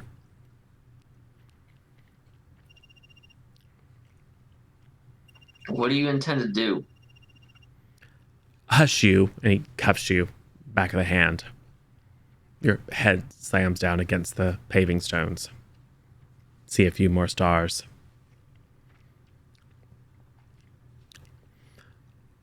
They haul you up and slam you against the side of a building. One of them gets up. I mean, it's gross. I mean, this guy has never seen a toothbrush. Gets right up in your face. "You're to tell your friends to leave it alone, or we'll come after you. Come after you all, and we won't be so kind next time. And then he hits you right in the solar plexus. The wind rushes out.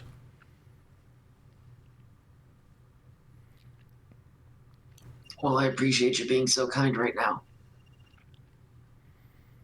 I think he's trying to be funny, fellas. Do you think he's trying to be funny? If he's trying, he's not trying hard enough. Why don't we give him something to laugh about? He pulls something out from underneath his coat. It glints in the moonlight. You're not sure what it is. You're expecting a knife. But it's something stranger. It is long. The handle is like some sort of cage. It has copper wires and tubes. And he jams it into your temple.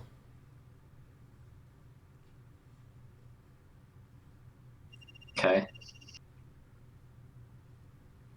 So, Dakota. Yep.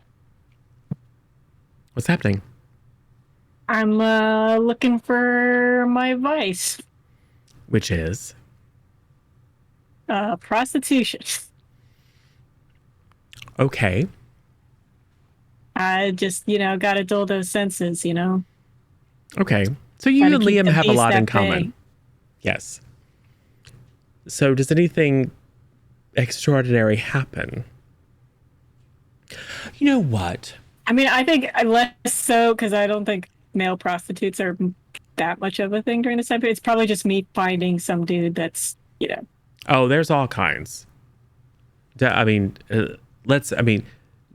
let the veneer of the Victorian era confuse you. It was a time that was ripe with all sorts of perversion and deviancy, in the best sense.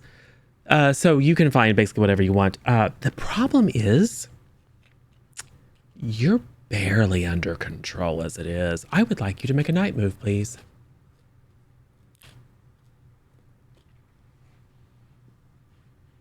God damn it. But before you say anything, Mm, Major Bane. I got a 3. All right. Well, you can't get higher than that with a Major Bane. So a 3. All right.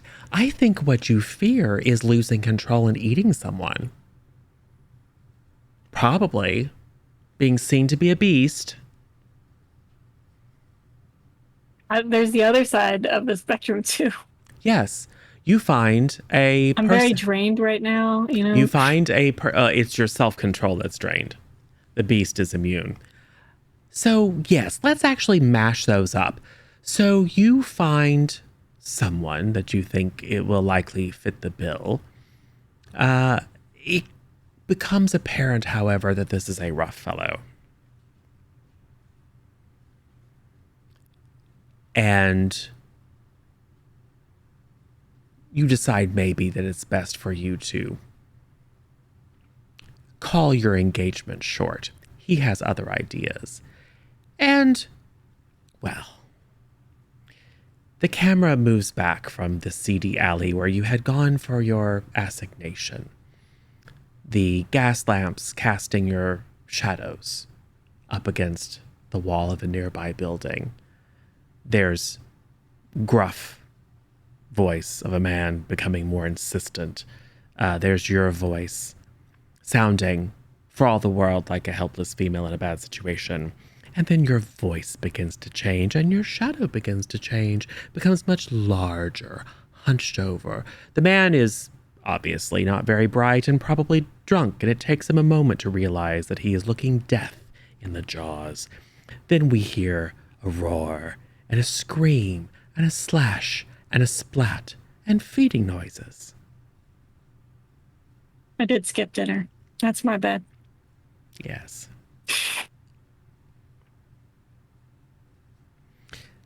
Well, so much for my move.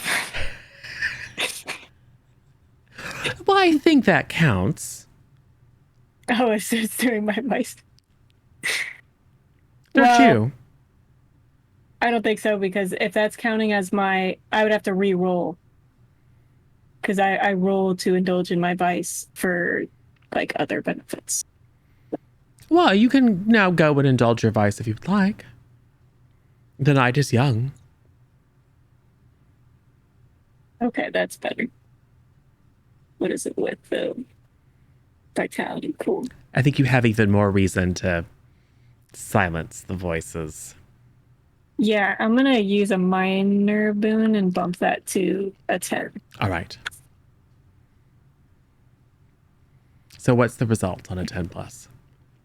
On a 10 plus, all right, when I indulge in my vice, alone in the dark, see the underbelly of London in order to deaden my senses, roll with vitality on a hit, I can clear a condition and choose one from the list below. On a 10 plus, choose 2. So don't draw any unwanted attention. I think that's one I would like to do. Befriend a side character, gain some resistance to your curse, so I just get a +1 on my next quickening roll. Good. Or I stumble on a clue, tell the keeper what it is. So I think don't draw any unwanted attention. That's probably a good one. And maybe stumble on a clue? Yeah. Okay. So you don't want to go for the extra resistance to the beast. That's fine. It's not a +1. It's increased the success tier by 1 step. So basically, if I got a 7 to 9, that would be like a 10 plus. But you can stumble across a clue too. I'm prepared for either. Are you gonna bane me next time I try to? Probably. I'll take a clue. I'll take a clue because there's still one more trick I got up my sleeve with. All right. I've missed that roll. All right. So yes, you can remove the drain condition. Feel renewed. Yes, you do. Could use a toothpick though. Yeah, right. He was a little stringy. So yes, well, the Ripper strikes again, but probably won't be found. It hasn't been yet. Yes, you stumble across a clue. That clue is Liam. Is he like alone, or are the people still with him? Oh no, he's conscious. Oh well, maybe. I mean, you're not in your right mind, but you're not unconscious. Liam has some sort of metal object protruding from his skull. It is. Oh my god! It is sparking. I run over like, Jag, you okay? What the hell happened? What is this? Do I touch it? Do I pull it out? Do I leave it in? Do I pull it out? Do I leave it in? Right. He is, his eyes are open but seem to be unfocused, and he is muttering rapidly. Do you speak Latin? Probably not. Well, too bad Georgie isn't here. I'm sure Georgie does. Georgie went to a good school. He is muttering feverishly in Latin. Are there any words I can pick up? Because some words are like root words. It's fast and jumbled. Okay. English, please. What do I do? You gotta help me out here. He's not responsive to you. Okay. He doesn't seem to be able to see or hear you. Do I take it out? Is it like in his skull? Oh, yeah, for sure. If I pull it out, I feel like it's gonna kill him. All right. If you leave it in, it might kill him. It's not doing him much good where it is. Ooh, okay. I don't know what to do. Okay, I'm gonna pull it out. All right. And then try to like cover it up. Well, as you pull it out, it was the part that was stuck in his skull/brain was actually quite fine. There's a little bead of blood as his eyes kind of cross and the mumbling stops. Liam, you awaken to additional throbbing pain in your ribs and jaw, back of your head, side of your head. you felt better. This And- poor guy. And there is Dakota in ripped clothes covered in blood. Dakota, did you chase off those fellas? You're okay. I thought I killed you. Okay. No, I didn't. There was this thing. This was in your skull. And I hold up the device. You were literally just laying on the street with this in your head, spouting. No, I probably would have recognized it was Latin. Just Yeah. I don't speak Latin. Yeah. And just spouting Latin. Well, that's fun because I haven't spoke Latin since I was a boy in church. Did I make any sense? I don't speak Latin. Well, that doesn't help either of us. No, are you okay? What is with people in this okay question? Is anybody okay? So, What do you mean? You're covered in blood. Is it my blood? This is about you. stop changing the subject. Now, as you come back to coherence, Liam, you have faced a danger. So what questions would you like to know the answer to? So the one question is, what do they intend to do? And the other question is, what frightens them? Ah. You don't remember the words. You don't remember a lot of the details, but you do have a certainty that there is a cabal, a plot of some sort. They are aiming to bring something into the world. It's kind of like some part of your mind or the shadows that you're connected to was able to maintain some vague sense of consciousness. And although you can't remember any of the details, you know that somehow there's a door that is to be opened. And something vast and terrible is waiting.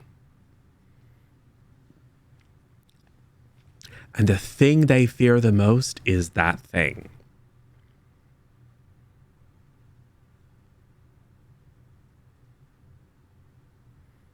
So they're trying to bring the thing into the world that they fear.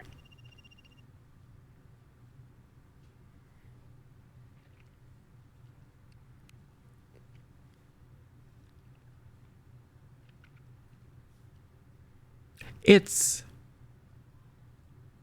well, you are familiar with that particular dynamic. You mentioned it earlier, in fact, about the old gods. Yeah. Liam grabs his ribs as he kind of sits himself up, and he says, I could really use a drink or a body or both. Are you taking this moment to hit on Dakota? No, he's suggesting Dakota should drop him off somewhere. Okay. You just had a bunch of, I don't even know what this thing is. Involuntary in your head. brain surgery? Yeah. Yeah. And I'd like to forget about it. Okay. The cerebral swelling will see to that you forget about it. Don't worry. I guess you don't think you should maybe like lie this one down? I mean, alcohol, sure. I mean, I'm happy going back to the house too. I mean, Okay. I don't think I'm going very far without your help anyways.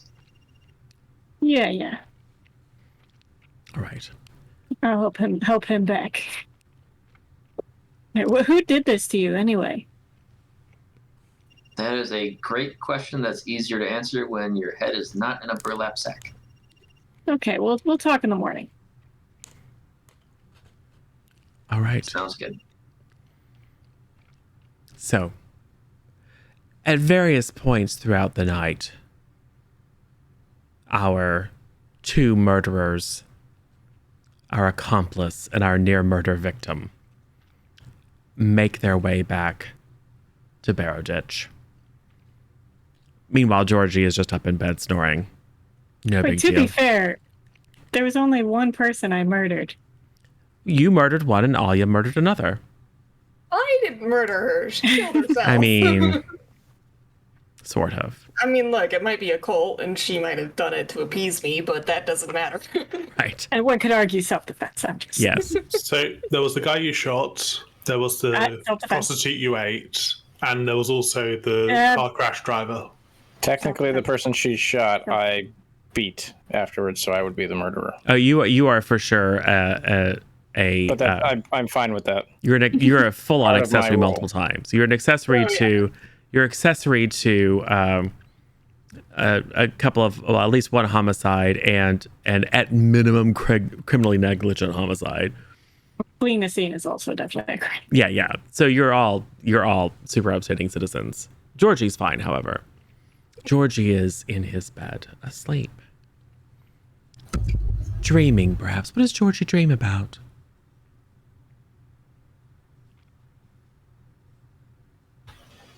Christmas dinner. All right. Christmas dinner. How does this dream call back to the events of the day? Consciously or subconsciously?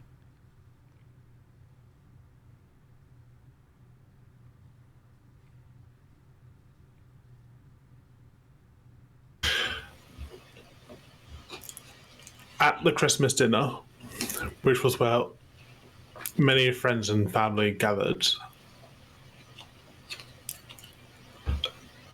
I spoke to a lot of people, and one of them was quite insistent on passing me their opinion on something.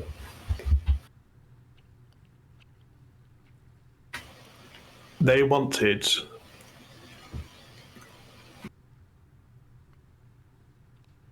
to tell me all about Marconi and his wireless technology. Yes. They seem completely fascinated and they tell you all about it. And this is your mind kind of surfacing all the things that you've read before. And they tell you about a grand exhibition, a great reveal of a new discovery by the grand inventor Marconi. They promise you that it's just outside, in fact. And they lead you to the door and show you, and there, in fact, is a grand pavilion of glass and steel, iron maybe. It is lit from within. It looks like a fairyland. Suddenly you are on a lawn in a park, surrounded by others. You are dressed in evening dress, and your companion is eagerly urging you forward. You don't want to miss the show. It's the show of a lifetime. I'm looking forward to it. You pick up on the excitement of the crowd as they all file in. This is a massive structure. It's a great wonder of architecture and engineering. It is, in fact, a palace of crystal. Move your way in. Yes. You step in, and it's almost like all the wonders blur together. There are great devices or sculptures or structures of some kind, strange, giving off humming. There are moving automata and people oohing and eyeing and gawking here and there. It all kind of forms a blur in your mind as you are carried along by the crowd into this central pavilion, in which a stage has been erected. There are two large columns of burnished copper, capped in balls. There's cables and wires and glass rods snaking here and there, all sorts of unfamiliar arcane machinery. There is the man himself, greeting his adoring crowd as he begins to manipulate levers and dials. You hear this hum and buzz, and it's almost as if the crowd begins to hum along at the same note, everyone rapt attention.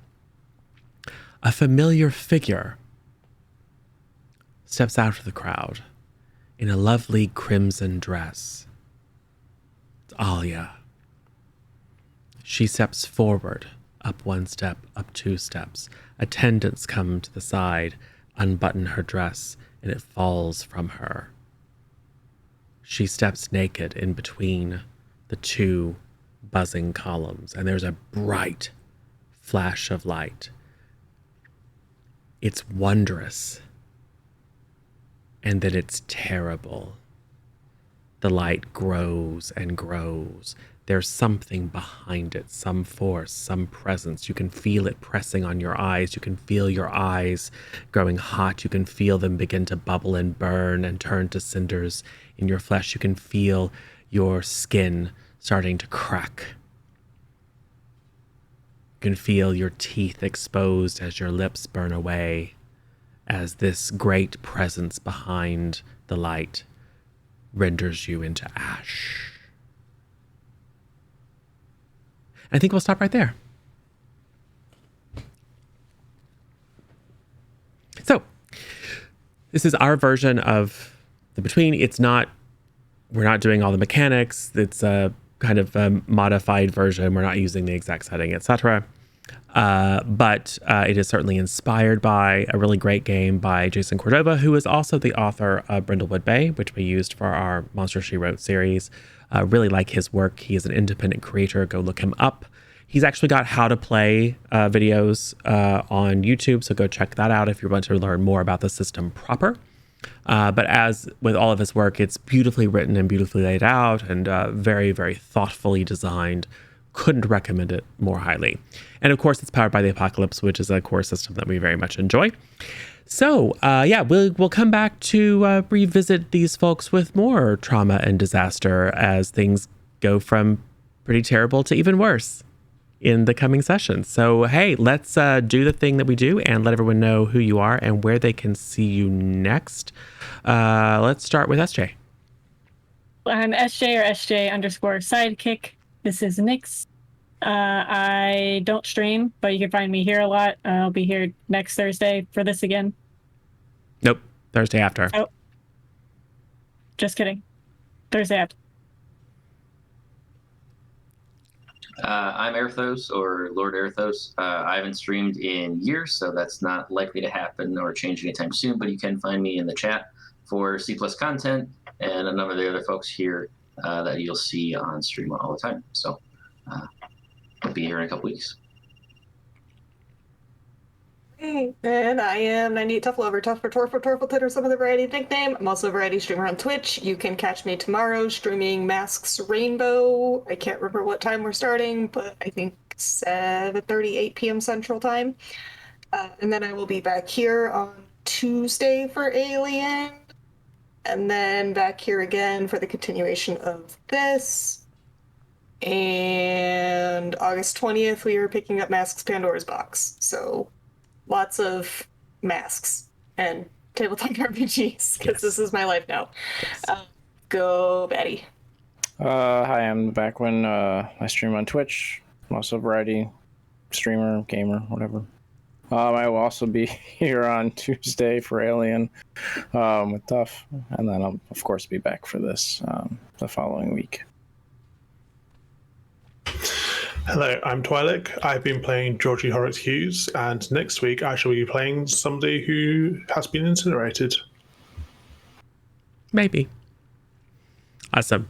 And I am Zero or Zero Daylight, or Michael, or DM, or GM, or Keeper, or Master of Ceremonies, or whatever. Narrator. You can catch me here a couple times a week, usually at live.c+content.tv.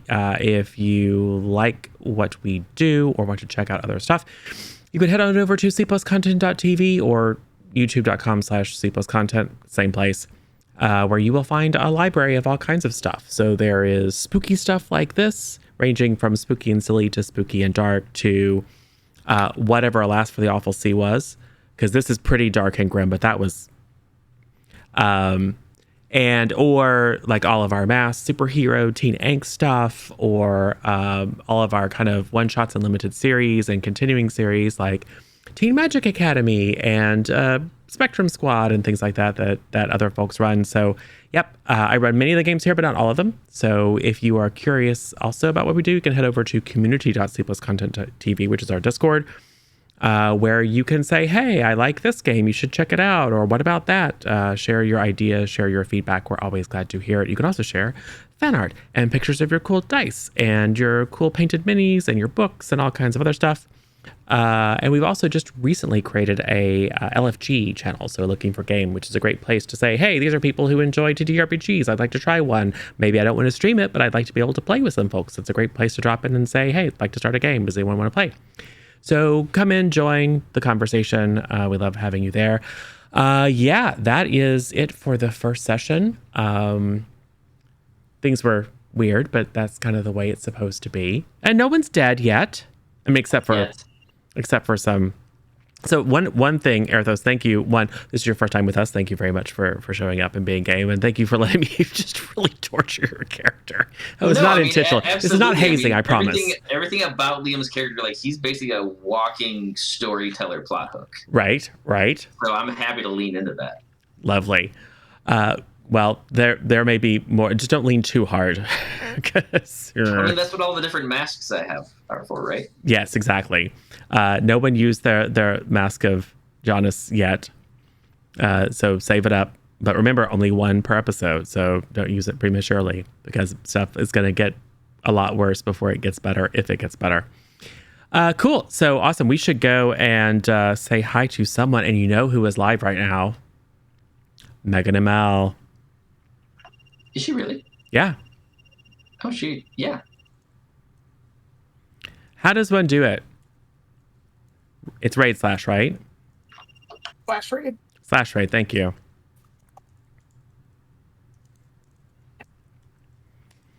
The brain fog made it impossible for me to remember. Cool. Well, it looks like we're going to go say hi to Megan. Megan is doing all kinds of things, probably chatting with people, being super adorable and entertaining and playing Stream Raiders. So head over there, say hi to them. Half of our audience are probably there also at the same time anyway. So go say hi to Meg, give her a big hug and kiss from us. And we will see you here again very soon. Bye, everybody.